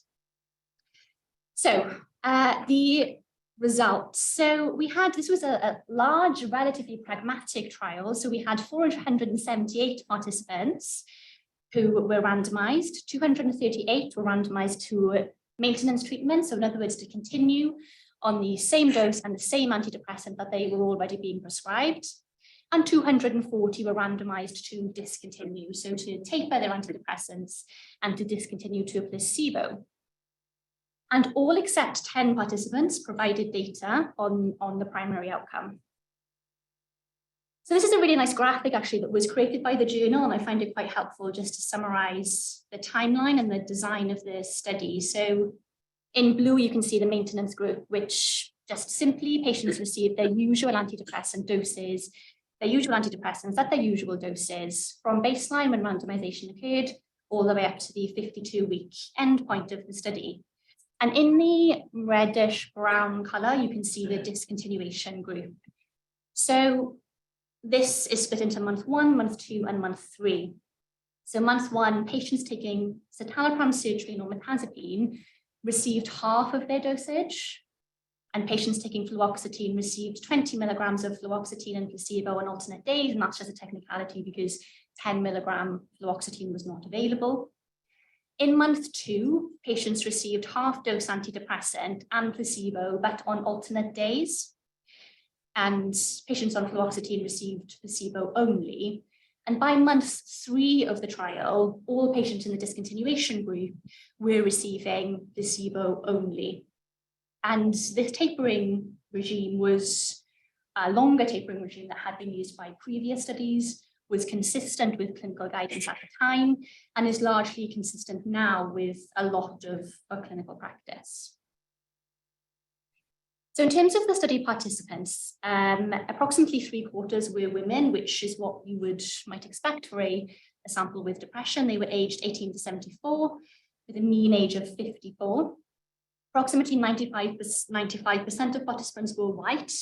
Unfortunately, and this lack of diversity is a problem which affects randomized controlled trials across the whole of medicine, actually.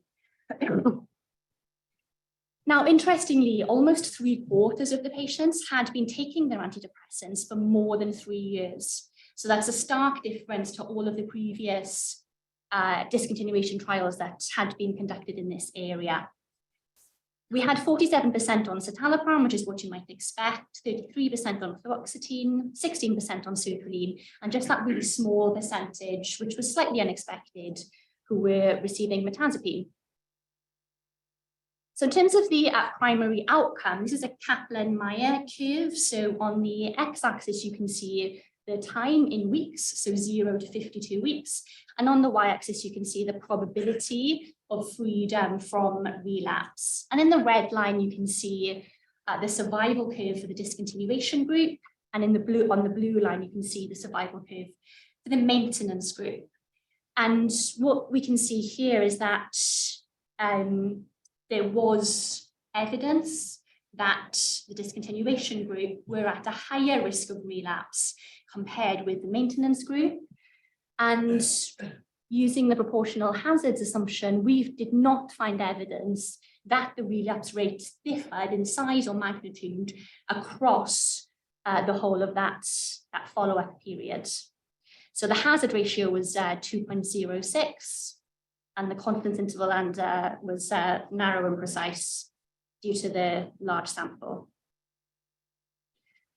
So that was the overall sort of average effect that we saw within the sample. So the time to relapse, if you like, was twice as high in those who discontinued compared to those who stayed on their antidepressants, indicating support for a reduced risk of relapse in those who remained on their antidepressants. But really importantly, depression is such a complex, heterogeneous, multifactorial illness, and we know that lots of different things were happening and lots of pathways were being experienced by patients. So here we've just got the percentages, which is a slightly different way of looking at these data. The percentages who relapsed and did not relapse in the group who discontinued and the group who stayed on their antidepressants. And what you can see is that in the group who discontinued, 56% experienced a relapse compared to 39% who stayed on their antidepressants. So we can see that even among those who stayed on their antidepressants, 39% did experience a relapse over the course of the 12-month course of this study. The 44% is a really interesting figure, which has been really, I've been told is really informative for lots of clinicians who have read this study. So within the discontinuation group, 44% of those who discontinued did not experience a relapse by the end of the trial. So we'll discuss the practical implications of that later on, but that figure is really interesting and clinically important. So in terms of the secondary outcomes then, so this is the depressive symptoms score. So these are just mean differences. So you can see that the depressive symptoms were 2 points higher on this scale in the group who discontinued compared to the group who stayed on their antidepressants. This is sort of in slightly different pattern to what we saw with the CISR, which is the more reliable gold standard method of assessing depressive symptoms. What we see here is that the effect size does appear to be larger at 12 weeks, and a similar pattern for anxiety symptoms. So anxiety symptoms were 2 points higher in the group who discontinued their antidepressants relative to the group who stayed on their antidepressants. And that difference was largest at 12 weeks. So we use the DES scale to measure withdrawal symptoms, and these are the withdrawal symptoms data over the 52-week period. And what these effect sizes indicate is the number of new or worsening symptoms of withdrawal as assessed by the DES scale that patients were experiencing at each time point in the study. So it's a number. The scale ranges from 0 to 15. So the maximum number of symptoms you could be experiencing is 15, and the minimum number of symptoms you could be experiencing is 0. And we saw the biggest effect size again at week 12, although we did find evidence of withdrawal symptoms in the discontinuation. We did find evidence of higher withdrawal symptoms in the discontinuation compared with the maintenance group over the medium and longer term within the 12-month follow-up period after the antidepressants had been continued.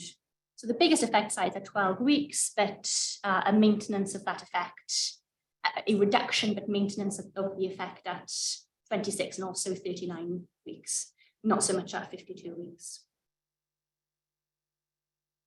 In terms of physical symptoms or side effects, we saw a slight increase in the discontinuation group at 12 weeks, and then nothing much at the other time points.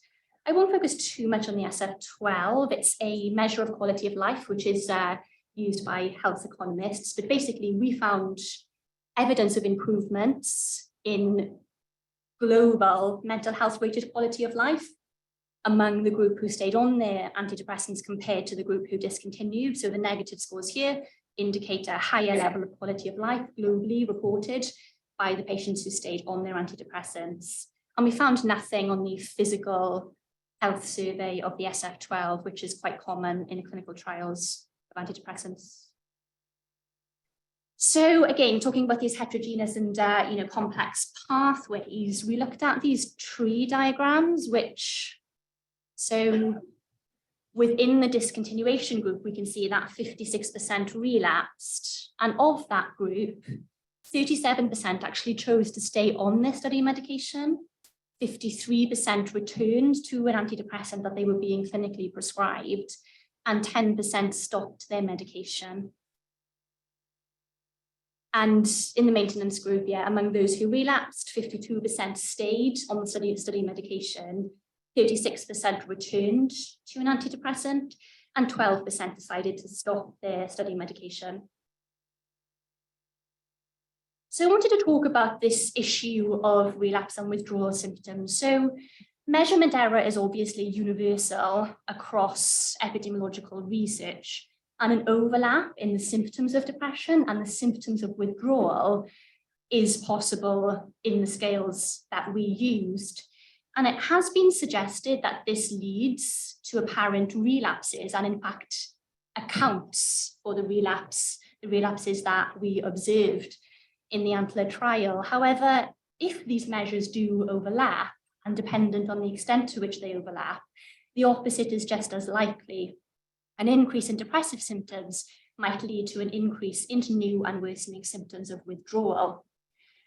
Now, we found no evidence that the risk of relapse varied across the 12-month follow-up period, and one might expect withdrawal symptoms to cluster more shortly after the time of stopping the medication than over the longer follow-up period.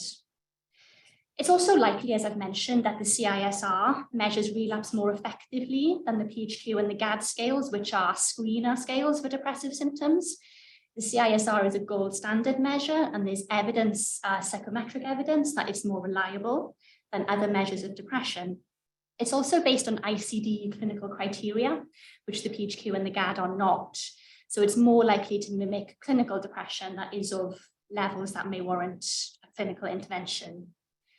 Now, methodologically, it is highly complex to separate these symptoms in a methodologically robust way. And I would argue that it cannot be done robustly using simple techniques like correlations, adjustments, or subgroup analyses. Now, technically, this is not an issue of confounding because it is happening after the randomization has been conducted. So this is not an issue of confounding. It cannot be addressed using adjustments, and it cannot be addressed robustly using subgroup analyses. And That is why we did not pursue those methods within the main paper that we conducted. However, we are undertaking further work to develop methodological techniques that can really robustly separate these symptoms. Now, it is likely that the symptoms that the conditions will remain difficult to separate, and that, you know, is pragmatically likely to be a possibility. But we are conducting further analyses to try to develop robust methodological approaches to separate these symptoms and test hypotheses about relapse and withdrawal to the extent that they can, in fact, be separated. But what about the practical implications of the data that we have? So what we have done with the ANTLER trial is mapped out the likely pathways that patients may experience should they choose to discontinue their antidepressant medication. And we hope that this information will help clinicians and patients to make informed decisions together on whether to continue or stop their antidepressants, knowing now, or in the context of the best evidence that we have, to the extent that one can ever know something scientifically, but being aware of, or in the context of the best evidence that we have on the potential risk of relapse and withdrawal symptoms and the timing of those risks across at least a 52-week follow-up. Obviously, studies with longer follow-ups would be the next step. So we found that 70% of patients had been receiving antidepressants for 3 years or more, which we expected.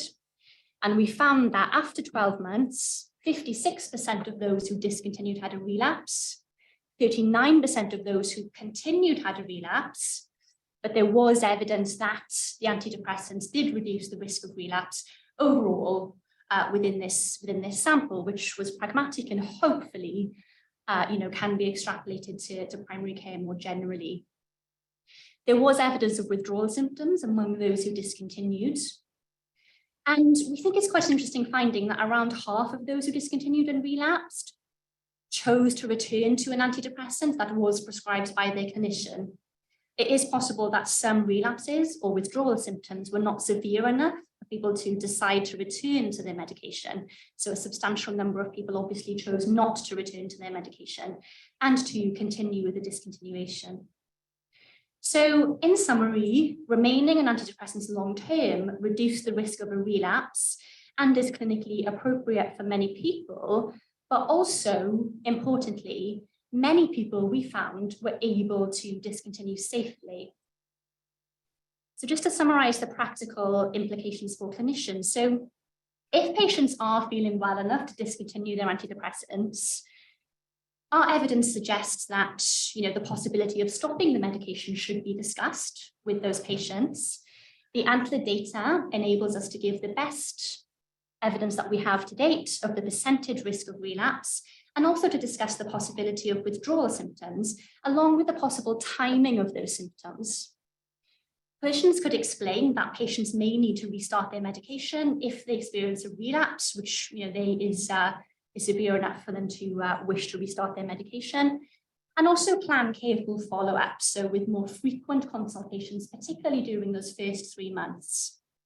And a potential quality outcome improvement suggestion from the GPs working in our team that clinicians could make this discussion a standard point of routine medical reviews if patients are well enough to consider stopping their medication. Okay, that is it. Thank you very much.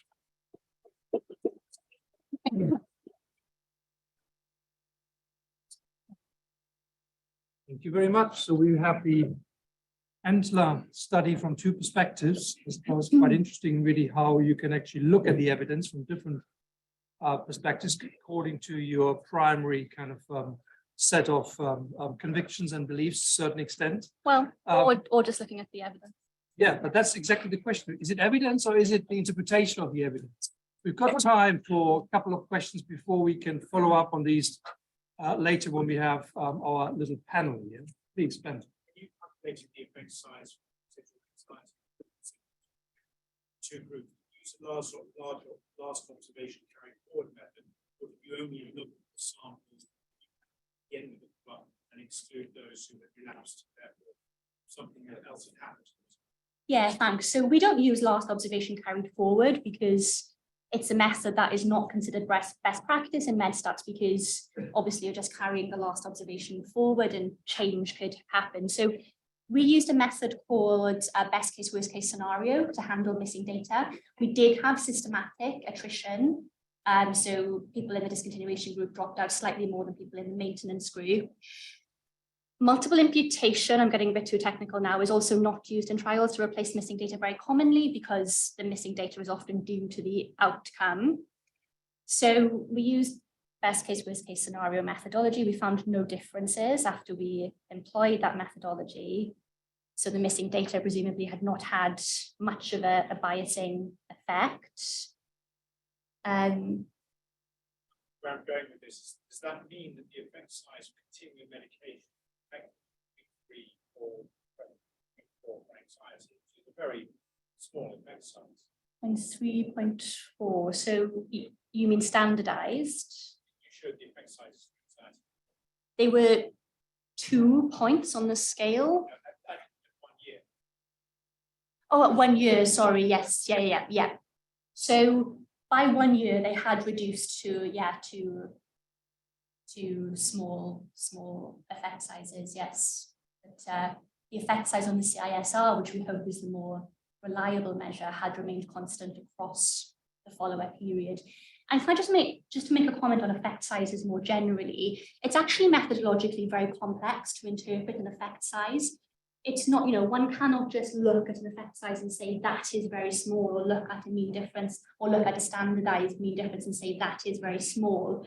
We have done lots of work on something called the minimal clinically important difference and found that a 20% reduction in symptoms is regarded by patients as clinically important. And in both the PANDA trial and the AMPA trial, on these PHQ assessment outcomes, we have found evidence of a 20% reduction, which is regarded by patients as clinically important to them.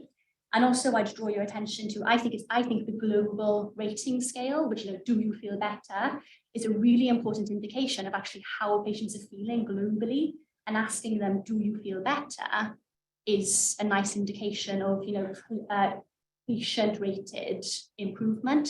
And we found strong evidence across both of our trials in primary care that antidepressants, staying on them or being put on them, is associated with patients are more likely to report feeling better if they're on them, or feeling worse if they are taken off them. Is there another question? You're speaking to the mic, John, I think.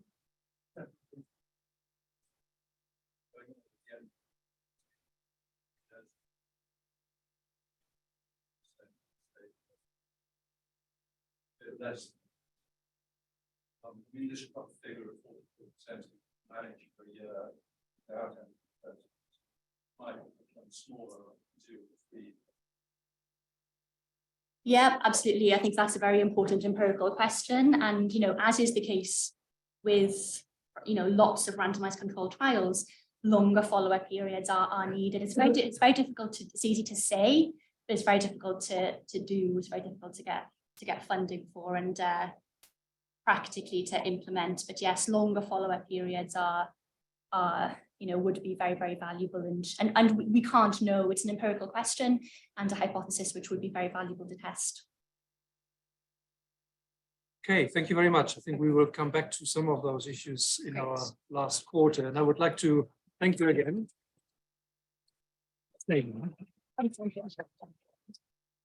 So our last speaker of the afternoon, David Taylor, Professor of Psychopharmacology at the King's College London. Best known, I suppose, really as the lead author of our prescribing Bible, one document that everyone working in psychiatry is familiar with, the Morse prescribing guidelines. David has been key to developing some of our nice guidance that we underpin our clinical practice with, and has authored over 375 clinical papers in various journals. So he's one of the experts to talk to us about antidepressants. Thank you, David. Thank you very much. Can I ask you to do a few things before I start? First of all, can you ask yourself, what you believe to be the case in respect to the efficacy or effectiveness of antidepressants. So you can say to yourself, I think they work, I think they don't work. I also want you to ask yourselves whether you're wedded to that belief. Or in other words, ask yourself how open-minded you are about changing that belief. The reason I'm asking you to do this is fairly obvious. Many of us cling on to our beliefs because they in some way define us, and if we change our beliefs, then we are showing ourselves that we were wrong in the first place. So if I could ask you what you want to believe and for you to hold that in your mind, then that would be helpful. May I also ask you to put down your phones and laptops. If you find that I'm boring you, please pick them up again. Know these kind of things can be very boring, and looking at your phone, looking at Twitter, can be blessed relief from somebody droning on about nothing. I hope I'm not going to drone on about nothing. I hope I'm going to ask some questions of you, which would lead you to ask some questions of me. So why are we still arguing about antidepressants? We might also say, why are we arguing about antidepressants? We don't argue about lots of other treatments used in medicine or psychiatry. This patient was born into poverty. Their mother had postnatal depression. Like many people born in this era, this patient witnessed almost daily violence and was subject to violence almost frequently. Later in their childhood, they were attacked by a person who was imprisoned. They're diagnosed with depression at 21. They've also been diagnosed with panic disorder and GAD. They've taken more than 10 antidepressants in their life. So this person is an expert in depression, having suffered it and taken treatments for it. This person is me, give or take. See, I told you to put your phones down, something interesting coming up. So, I was born in poverty. I was born in a council house. It wasn't my mum's council house because my mum was only 18. She didn't have a house. It was her mum's council house. My grandmother, she was 34. The rest is more or less me. I did witness a lot of violence. I was subject to a lot of violence. Somebody did do something to me for which they were imprisoned. I have had depression on and off for all of my adult life. So I consider myself an expert in depression, not because I've read a lot of books about depression or spoken to a lot of people with depression, although those things matter, but because I've had it myself and I've taken a number of treatments. And my highly sophisticated conclusion is that sometimes they work, sometimes they don't. When they don't work, you can detect nothing at all. That was my experience. And when they do work, sometimes it's a miracle. But I suppose I'm rather disturbed by the fact that we're asking questions or arguing about the validity of the use of antidepressants, partly on the basis that they might not be actually correcting anything, but they might just be relieving suffering in some way. We don't ask the same questions about using epidurals or pethidine or gas and air in childbirth. Those things do not aid childbirth at all. In fact, they increase the dangers. But they do relieve suffering. And I don't think there's anything wrong with that. And it's an interesting parallel, childbirth, in another respect, not that I've experienced childbirth, although I've seen poor people go through it. My estimation is that the psychic pain of depression can be, and sometimes is, as bad as the physical pain of childbirth.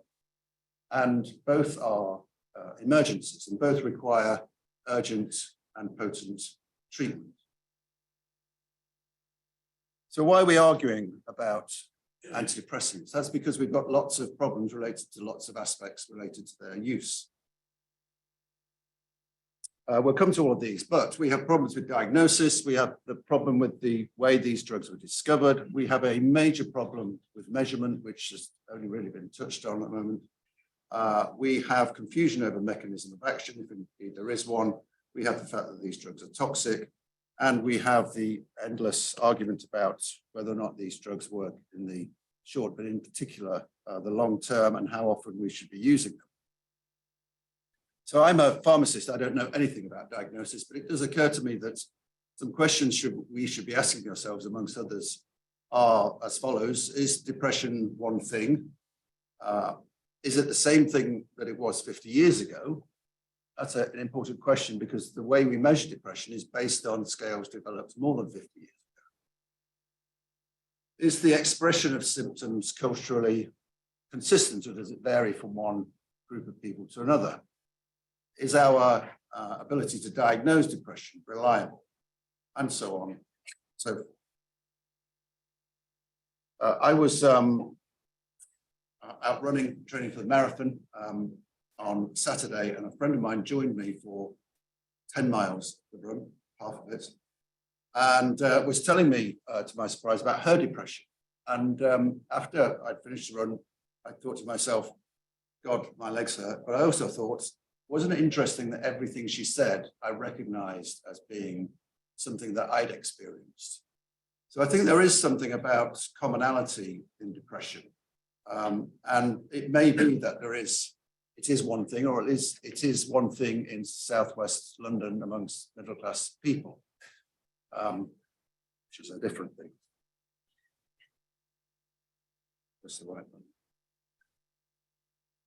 So this has been mentioned already, but antidepressants were discovered by accident in the treatment of TB. Isoniazid and iproniazid hydrazine compounds, partly derived from rocket fuel left over after the German defeat at the end of the Second World War.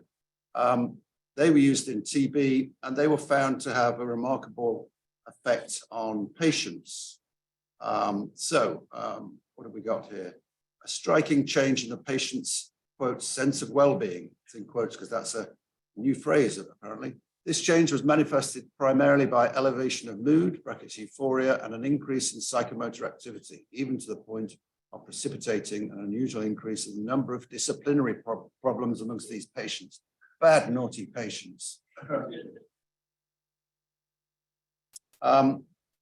It was mentioned earlier that this is like a stimulant effect. I suppose it is somewhat like that, although iproniazid and particularly isoniazid have no chemical similarity to stimulant drugs. The only MAOI that does is trinoscypramine, and that does tend to have somewhat stimulant effects. The emergence of these, this sense of well-being was over a period of days rather than immediately.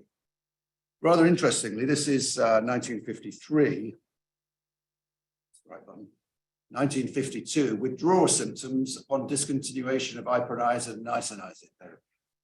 So this isn't a new thing, the idea that these drugs cause withdrawal. So these things were discovered by chance. Now, anybody want to tell me what the compound on the left is?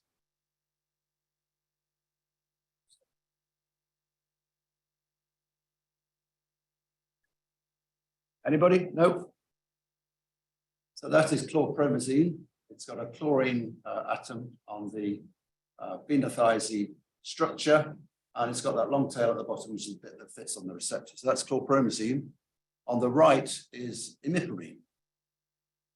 Imipramine was the first drug to be called an antidepressant.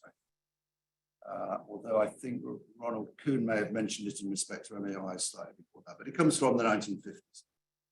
The reason I put these side by side is that they come from the same group of chemicals that were intended to be used either as antihistamines or as antihelminthics for the treatment of worms. And they, in turn, were derived from a series of dyes developed in the 1800s. So it's all by chance and luck that we have these compounds. Nobody knew what they were doing. Nobody had the faintest idea what imipramine was doing. It wasn't meant to be an antidepressant. There weren't such things when it was tested, but it was found to be, noticed to be antidepressant. And I think that's important. If you can give a group of people a drug which ultimately improves their mood when you weren't expecting their mood to be improved, then that says something about the visibility of their effects. The big problem we have, I think, with antidepressant treatment is its measurement.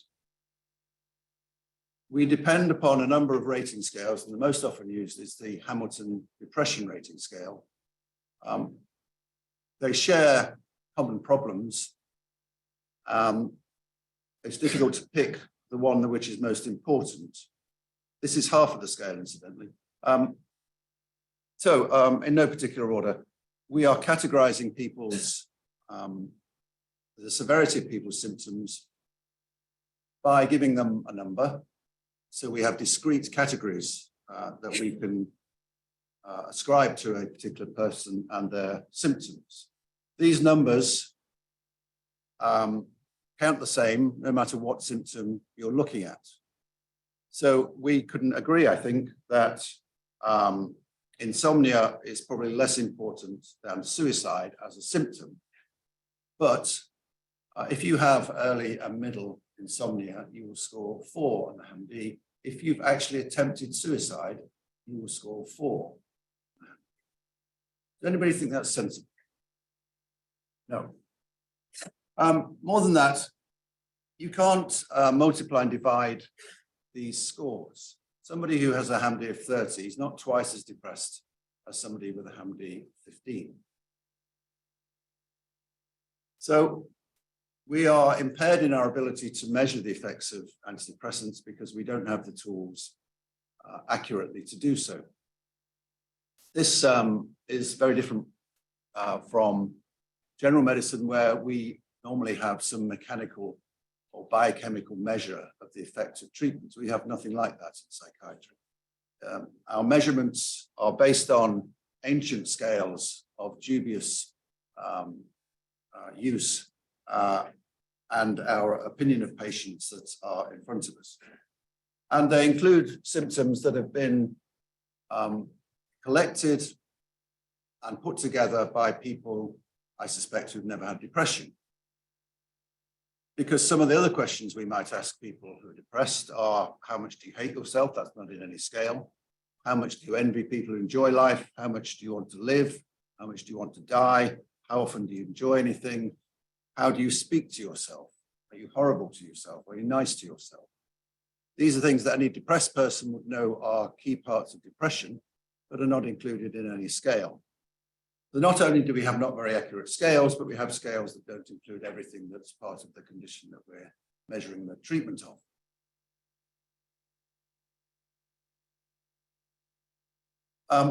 This problem with scales and the people that are examined in trials mean that it's very difficult for anybody to show that antidepressants are hugely effective. So you'll see a number of papers by this group led by Frederick Hieronymus. His papers are somewhat controversial, but I'm going to take them at face value for the purposes of today. So one of the things that Hieronymus did was to pretend that antidepressants were massively effective, both in terms of remission and response, and then take into account such things as the variability in placebo response, the variability in baseline HAM-D scores in the general population, the number of people dropping out. And what he found was that when you adjust for those kind of things in this model, the highest effect size that you could possibly get for a supremely effective antidepressant was 0.76, with Hamilton Depression Rating Scale mean differences of 8 and 5.6 for remission and response models, respectively. So they're much higher than we get at the moment, but that is, according to him and his group, the maximum we could get if everybody who was given an antidepressant remitted. So we're kind of fighting a losing battle, both because of the way we measure depression and because of the people we have in depression trials. Another problem we have is the so-called mechanism of action. So here are some effective antidepressants: fluoxetine, mifepromine, tianeptine, a drug used in France, iprindole, drug usually used here and in Ireland, and agamelotine. Each of these has a different mode of action. each of these has an effect size of about 0.3 in depression, and fluoxetine inhibits the reuptake of serotonin. Lefepramine via metabolism to dizipramine inhibits the uptake of noradrenaline. Tianeptine is a serotonin reuptake enhancer, so it's the opposite of fluoxetine. Also happens to be an opioid agonist, which I expect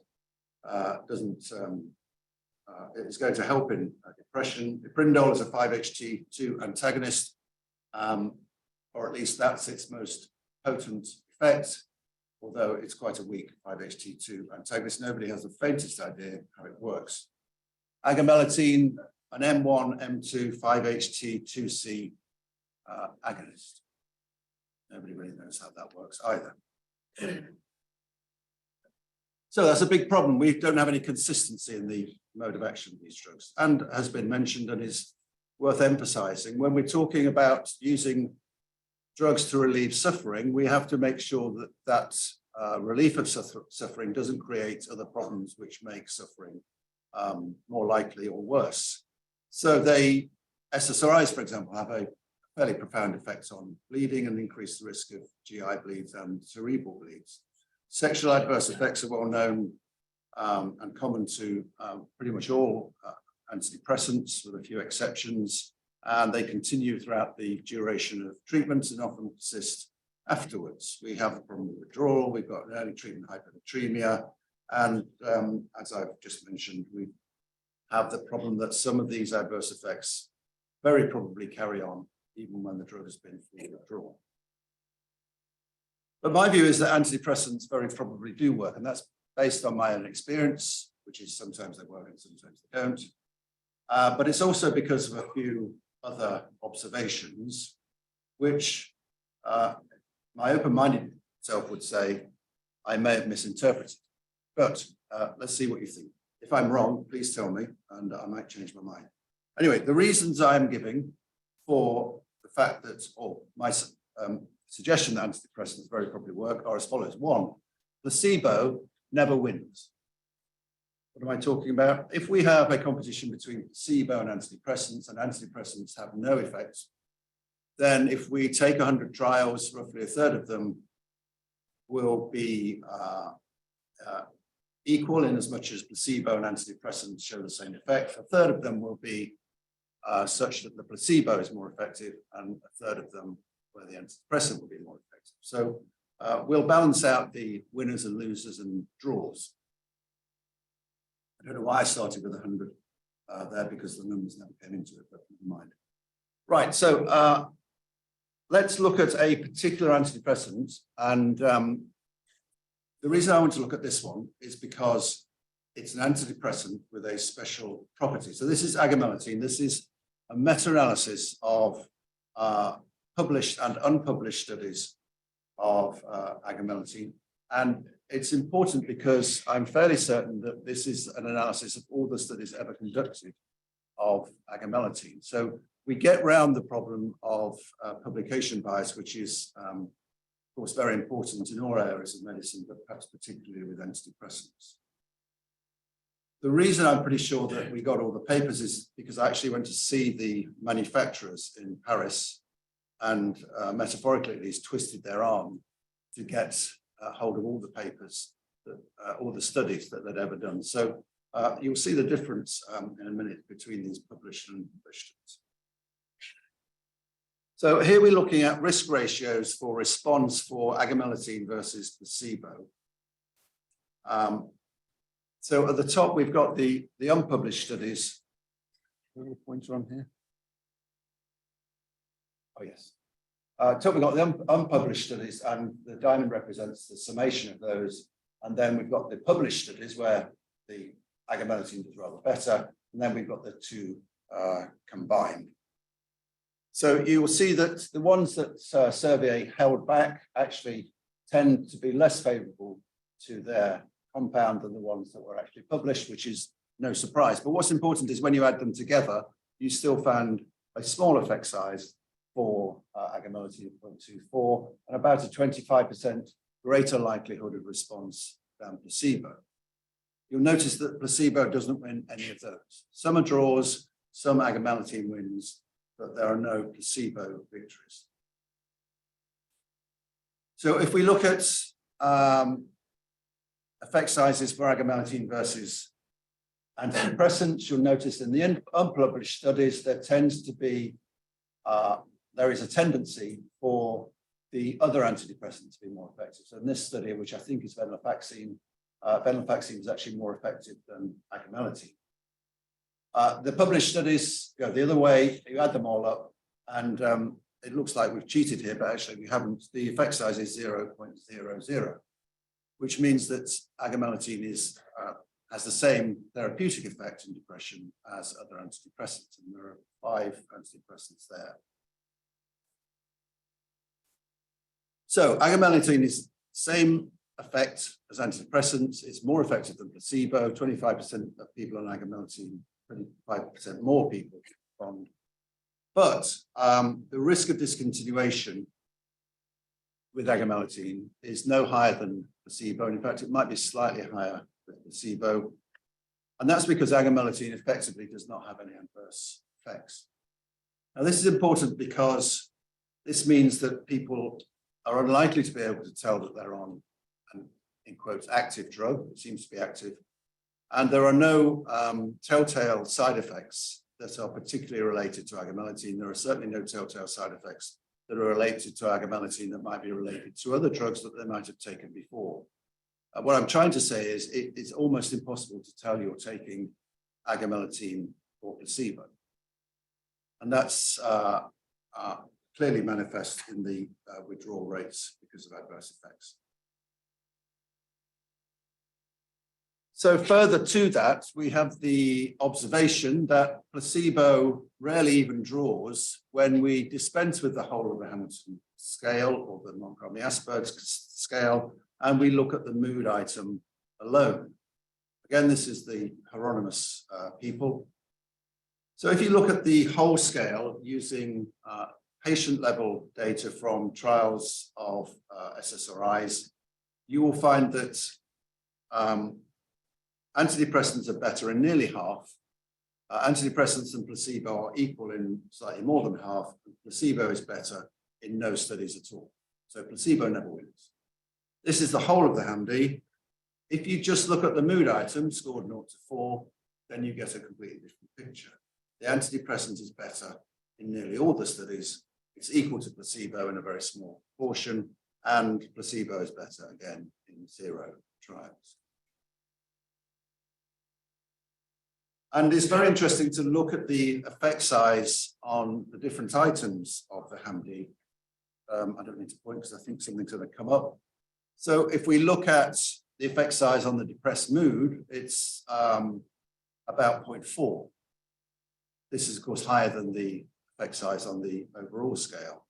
You can see that the effect size on some things like insight are minute. And that's because the Hamilton scale was created nearly 60 years ago when people had never heard of depression and didn't know they were depressed and were surprised when somebody said to them, you might be depressed. That doesn't happen these days. So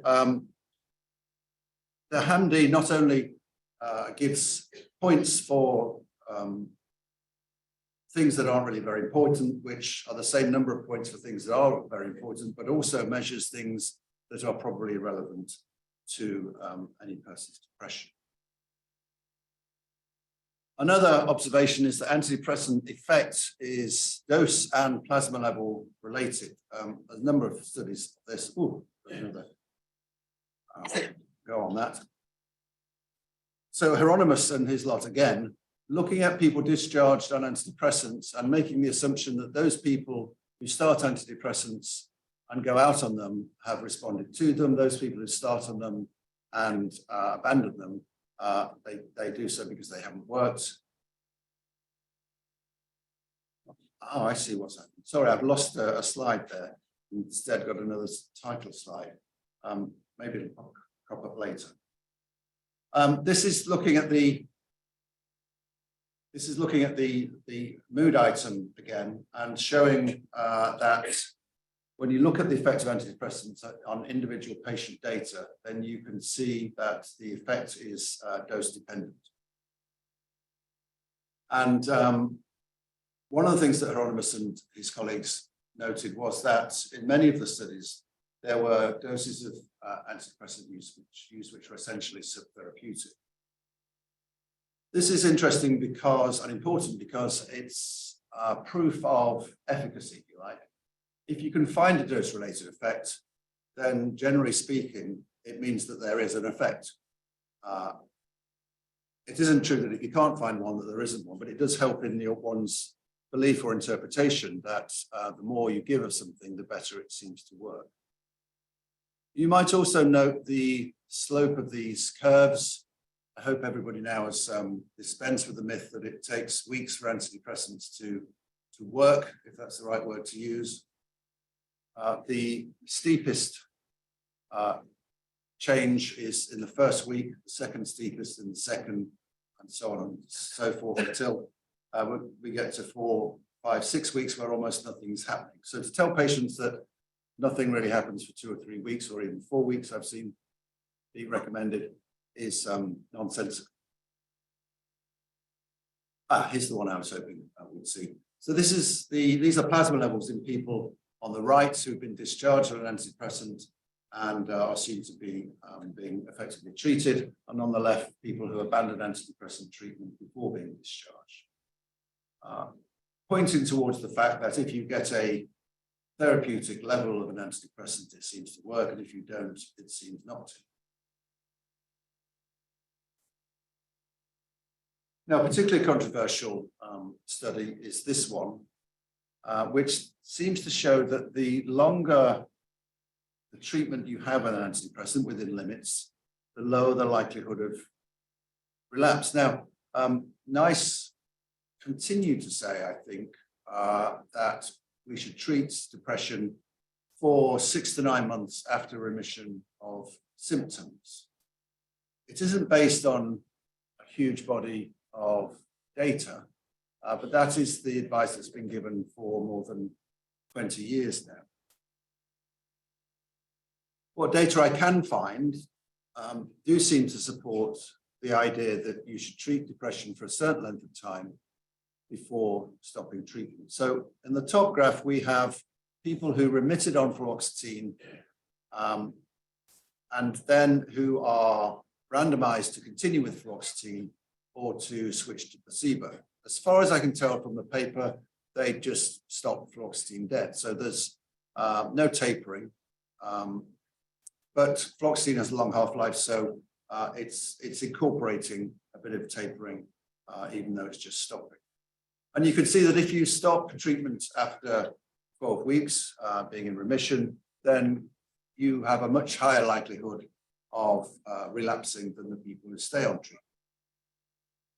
If you take people out to 38 weeks and then switch them to placebo, it seems to make no difference to the risk of relapse. So if you have a sustained remission for 38 weeks and then stop treatment, the likelihood of relapse is the same as continuing treatment.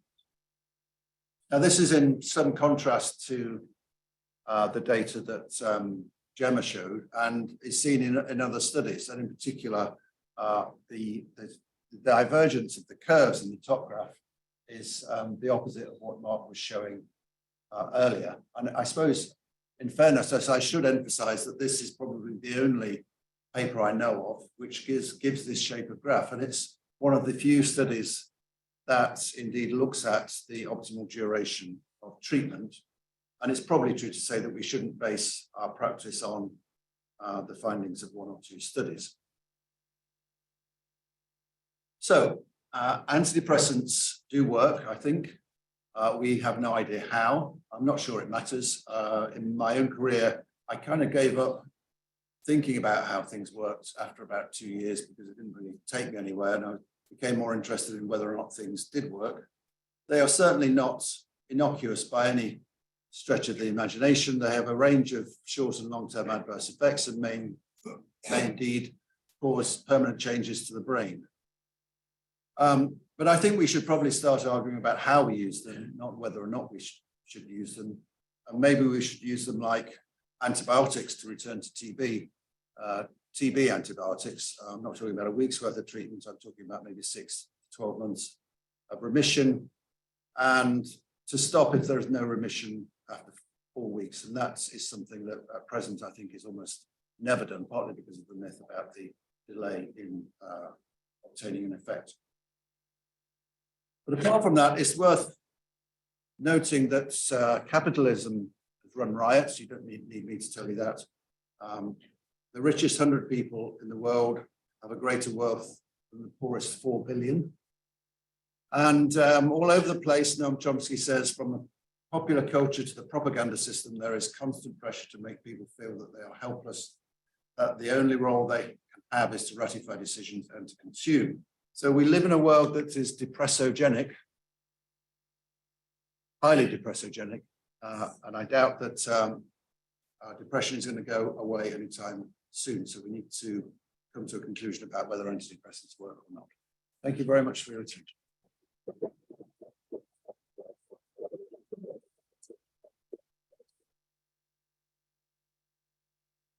Right, thank you very much indeed to all our speakers, I have to say, and I would like to invite all of you to join us here, because I'm pretty sure that this was quite thought-provoking in many respects. And I would, before I like to open this up to the floor, just say that actually for me, listening to all of you, coming into this from different perspectives, there was actually a great deal of overlap in terms of the take-home messages. And the take-home message for me are kind of twofold, and that is, we don't know how antidepressants work, but they do work for some. And maybe that's kind of another angle for the discussion. Maybe it's less of a professional judgment as to what needs to be done. Maybe the patient voice needs to be much more center stage, really, in terms of what we are doing going forward. Can I ask you to join as well, please? We've got a roving mic, I hope. Grant, are you here? He's not.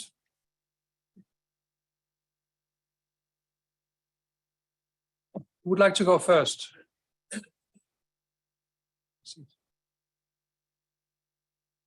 You want to stand?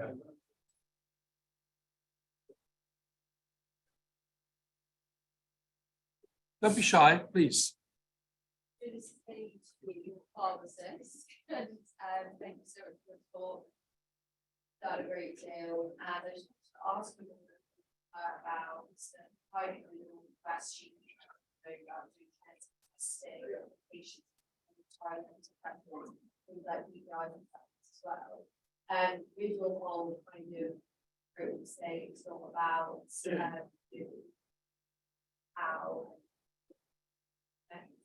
do you think pharmacogenetics, like upward fire, that standard from Yeah, good question. Got microbiome state, but from the point of view of pharmacogenetics, there are two approaches. One is to look at genetic variants associated with responsiveness. There's a little bit that's true about that, but the advantage you get from the test is small. So you might have a 60% chance of response. The more important area is probably in genetic variants related to this cycle 50 function. So if you can identify early on that more metabolizers by 2 and 6, then you can avoid adverse effects.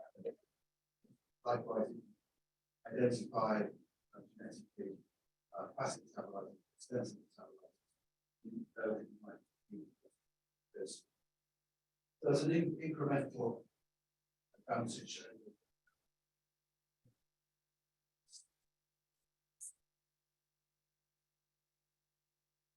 Please, yeah. Yeah, thanks very much for the talk. It's always good to have a range of perspectives. I want to start thinking about discontinuation though.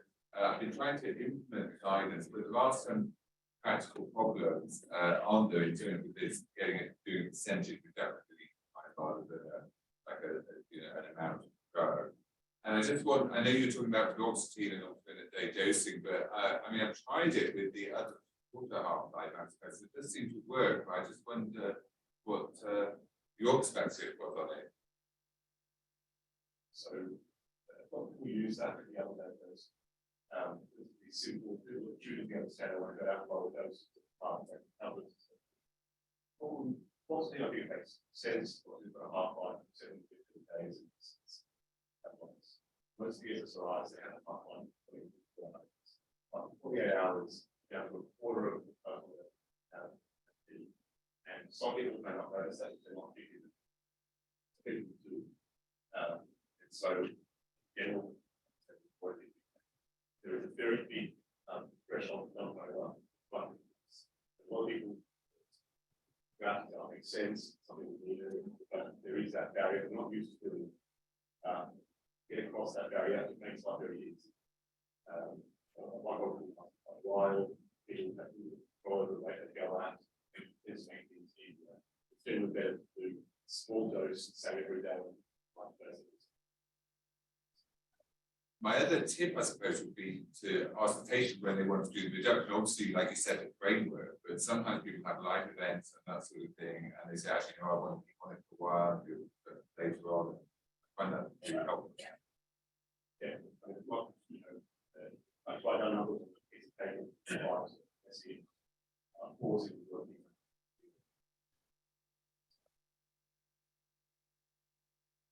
I would like to pick a question from the Menti there. Neurodiversity, can that be the new word for brain chemical imbalance? I don't know if that's something you might want to. I think there are lots of new words for brain neurodiversity, neuroplasticity,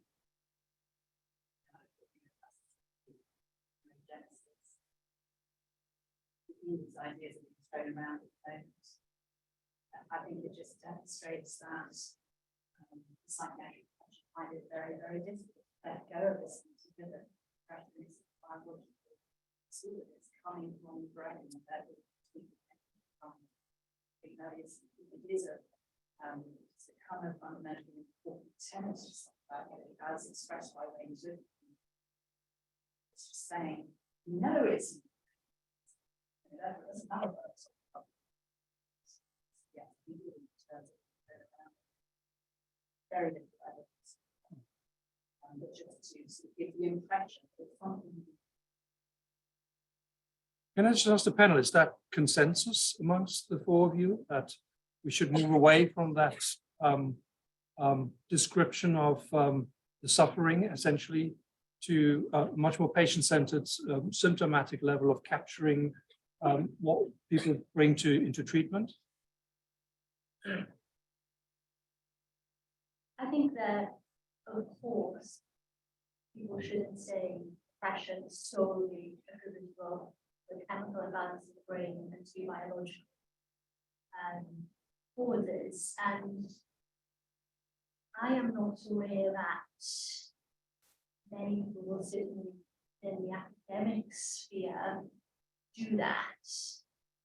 I think it's really important to recognize that depression is complex, multifactorial, heterogeneous, and it's highly likely to be a complex mixture of biopsychosocial risk factors that do not have adequate evidence to rule out any of those contributions.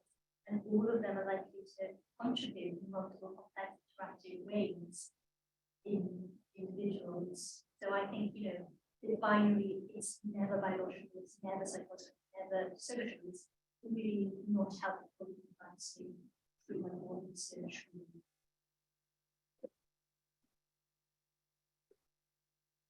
One, all of you,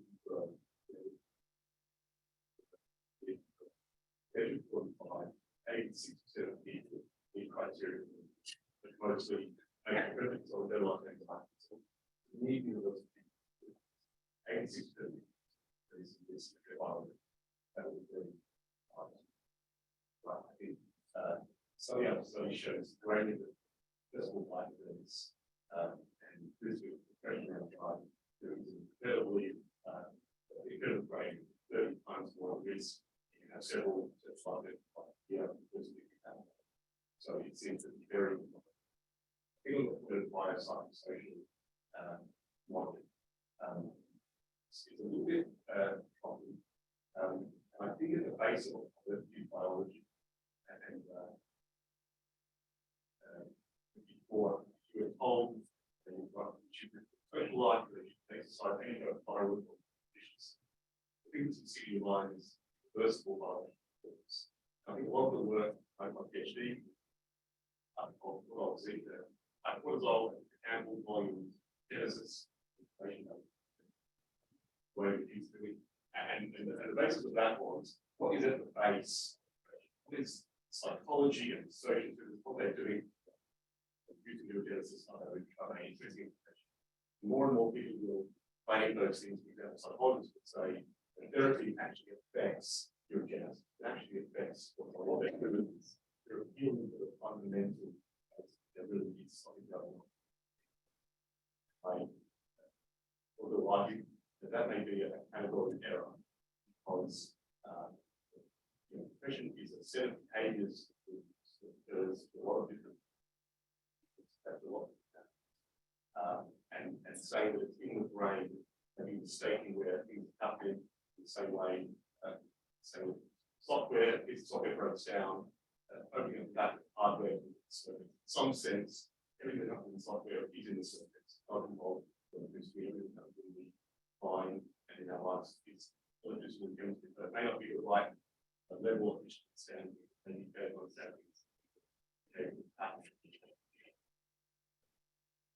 Thank you. I mean, that's an almost philosophical question about sort of the body and mind issue, but please, there's another question there. I really found this talk one of the questions is, we're thinking about the violent side based on the book. Why in all this research we don't have, for example, number of cases or any kind of adaptation to things, lifestyles, or life events that happen throughout the time of the study? It's not at all anywhere there. Or is it and I not out? Where is that? In journals, it's lots.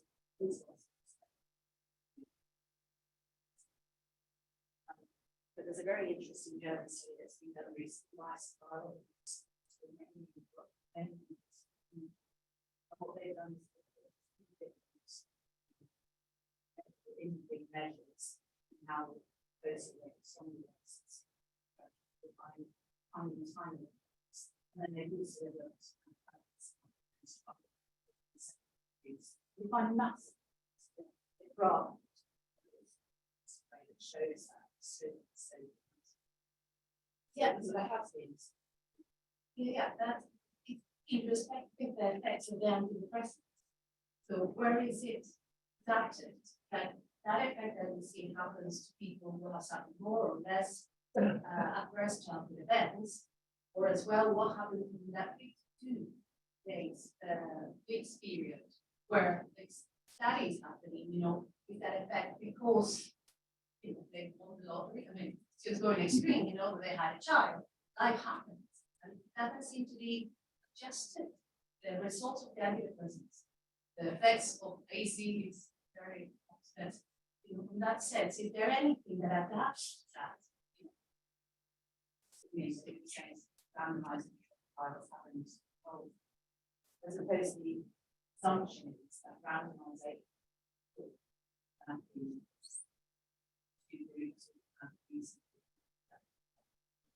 probably far sunset. Not many.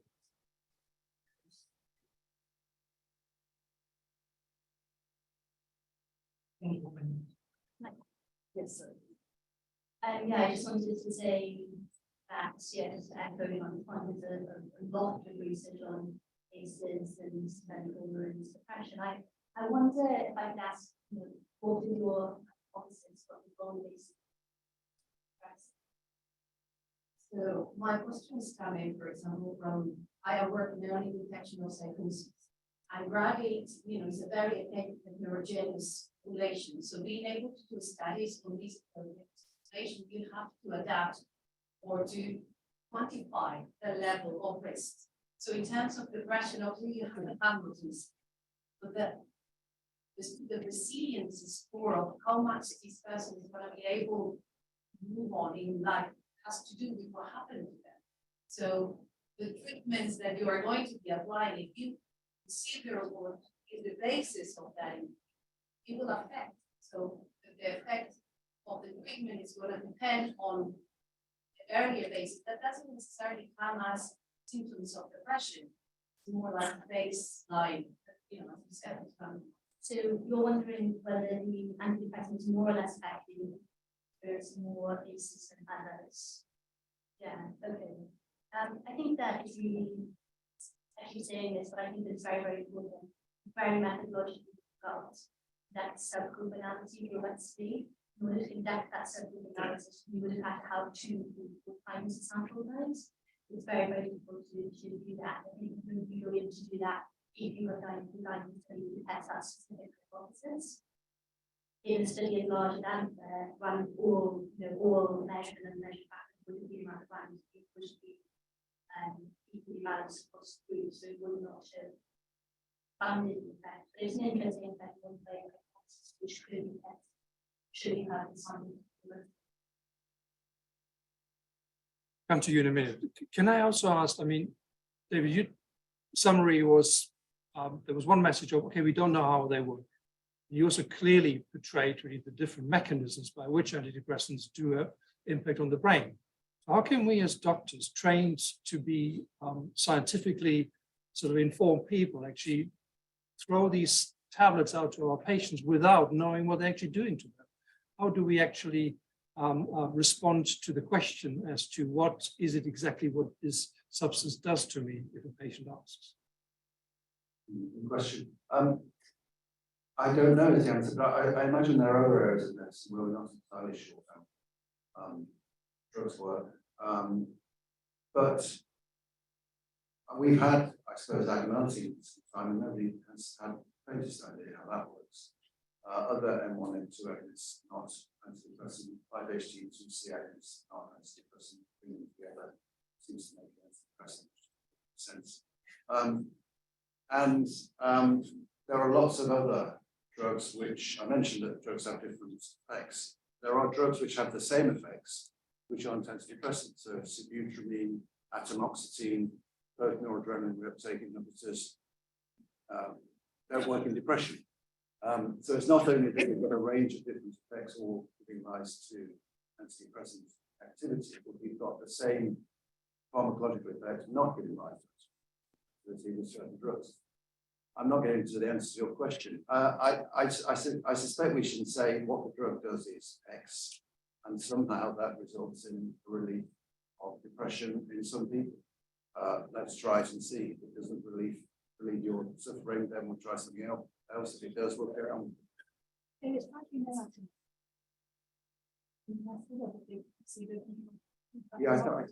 how it started. I think that's how it started. Don't people don't understand what you're saying? Certainly, so I don't believe it. I don't think a lot of this is happening. Oh, I suppose one of the pieces of evidence I didn't mention, because I think it works both ways, is that the pharmaceutical companies that seem pretty ready to abandon treatments that they think are antidepressant, which turn out not to be.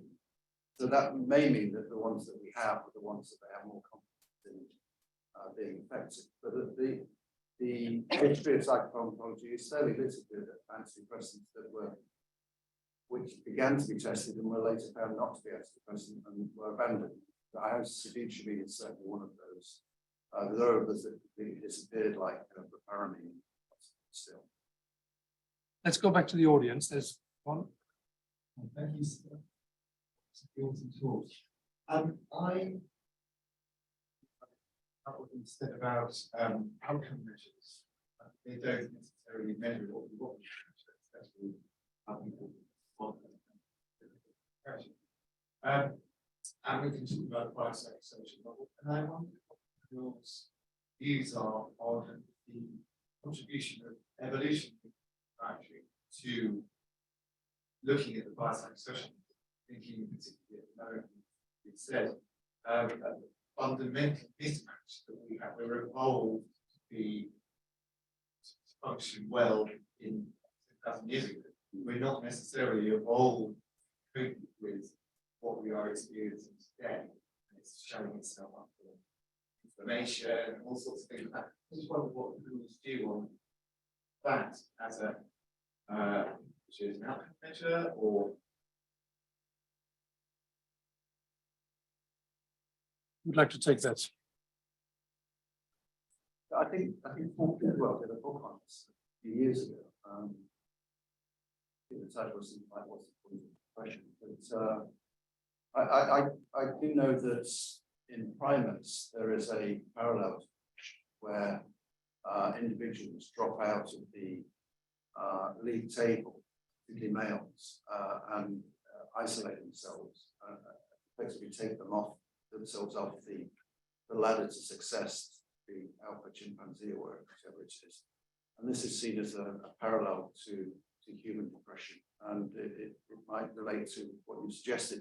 That's what we did when we spent, 98,000 years before we invented farming and living. Joanna? I think this evolutionary biology is a bit reductionist. Treats everything as if it has a potential problem. I think it's better to see depression as all our emotions as consequences of being intelligent our brains that respond sensitively to the world around us, that are constantly evaluating circumstances.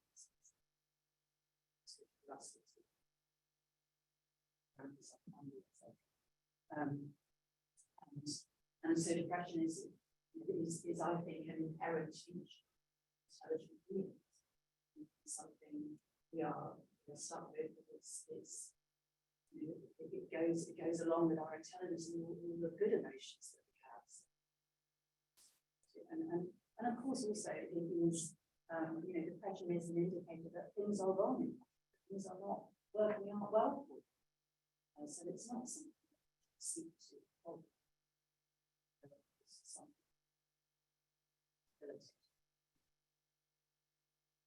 Mark, Yeah. it's the mic. Is there a hand up there? Yeah, okay, good. One of you just used the word fluffy. And fluffy is a rude word in test. Fluffy means woody. It means it's not the answer, it's not clear, it's not precise. Therefore, my implication is not working so quietly. It occurs to me that actually everyone here is using either it or depression. Now, I'm going to say something like a bit tough, but can you think about it as a verb? It's a process. And David began his talk by giving us a big reveal about who the guy was on that sheet.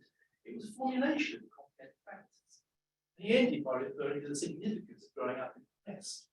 And most of the questions that come here are about, social models and so on. What do we know about the other thing of the life? Alternatively, the possibility that presence of a chemical may affect take action, also pre-symptoms. In other words, if we were giving you something, how can we get around the idea that we unfold the process and routine clinical practice? That seems to be also relevant to all the newer discussions about psychedelics and depression and psychedelically assisted psychotherapy, I suppose. Anybody, any comment? Otherwise, I.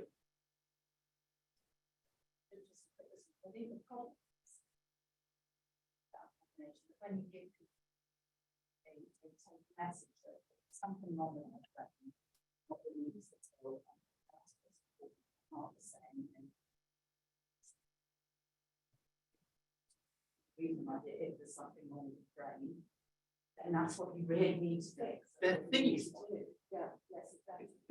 So I think the problem, we might say as much as we like, but there are all these other things that you must take notice of as well.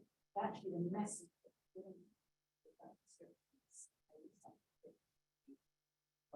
actually because of all the cultural values.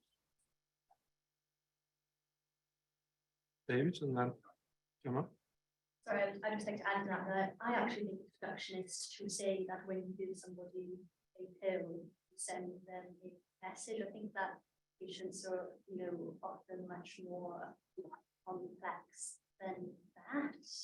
And I think that I would like to avoid stigmatizing people who are taking psychotropic medication when my interpretation of the evidence is that it's often effective, it works for many people, it doesn't work for everybody.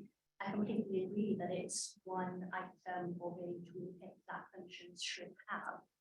But, I'm not a clinician, I don't know whether, I like to think clinicians are not just giving a pill and saying, you have the bounce go away now.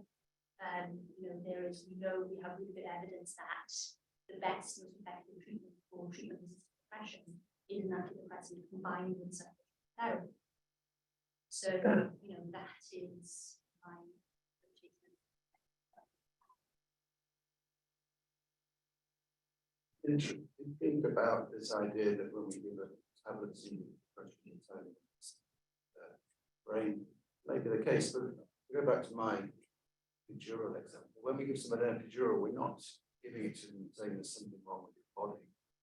They're saying, shouting, give me an epidural, this hurts.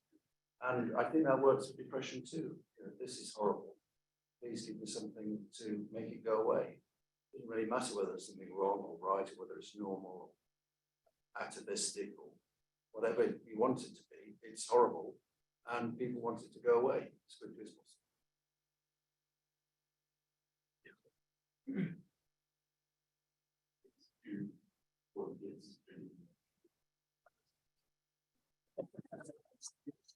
Thank you. Girls are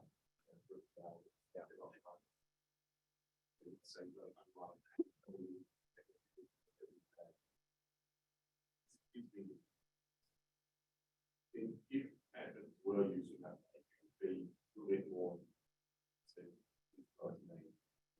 emotions for a while. That may not be the solution.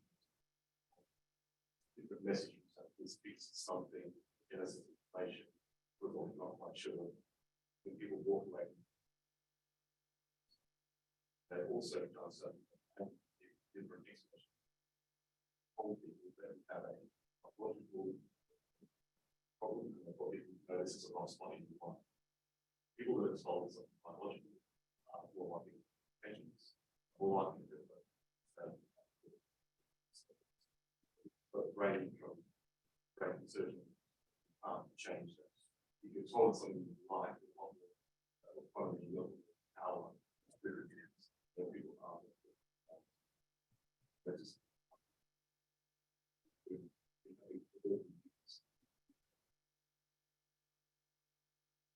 I'd just like to put back quickly against the stigmatizing patients. I suggesting that research really show that the presence of benefits and stigmatizing about that. It's very important. We have this debate in the public domain. The public are aware that there are different present research, that there is no consensus of the biological brain. And I think that showing accusations and doing that sort of thing.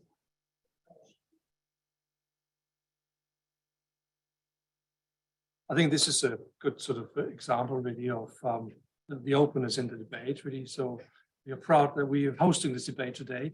I'm conscious of time, so I think we take one last question from up there.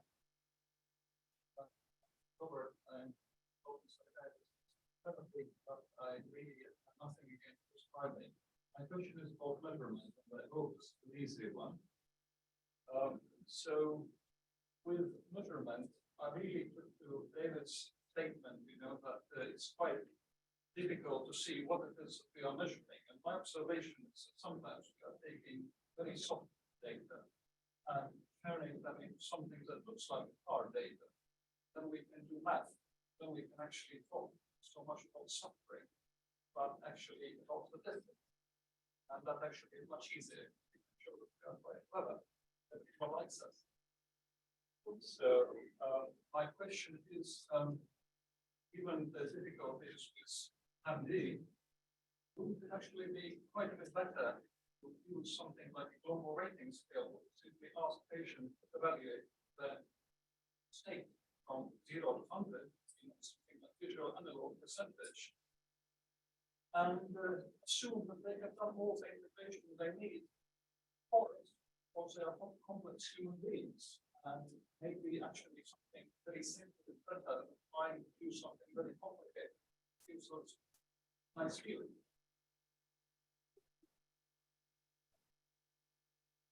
Yeah, I think it's a really good point. I think, as I said earlier, measurement error is universal and there's no getting rid of it. I think using the global rating scale is a really, really good idea. We've used it in both of our recent trials, the PANDA trial and the AMPA trial.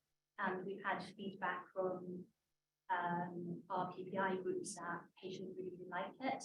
It provides a more global assessment of how they are feeling, whether they can do better or worse. It's quite a clinically pragmatic question to use as well. It reflects things that doctors might ask patients within clinical practice.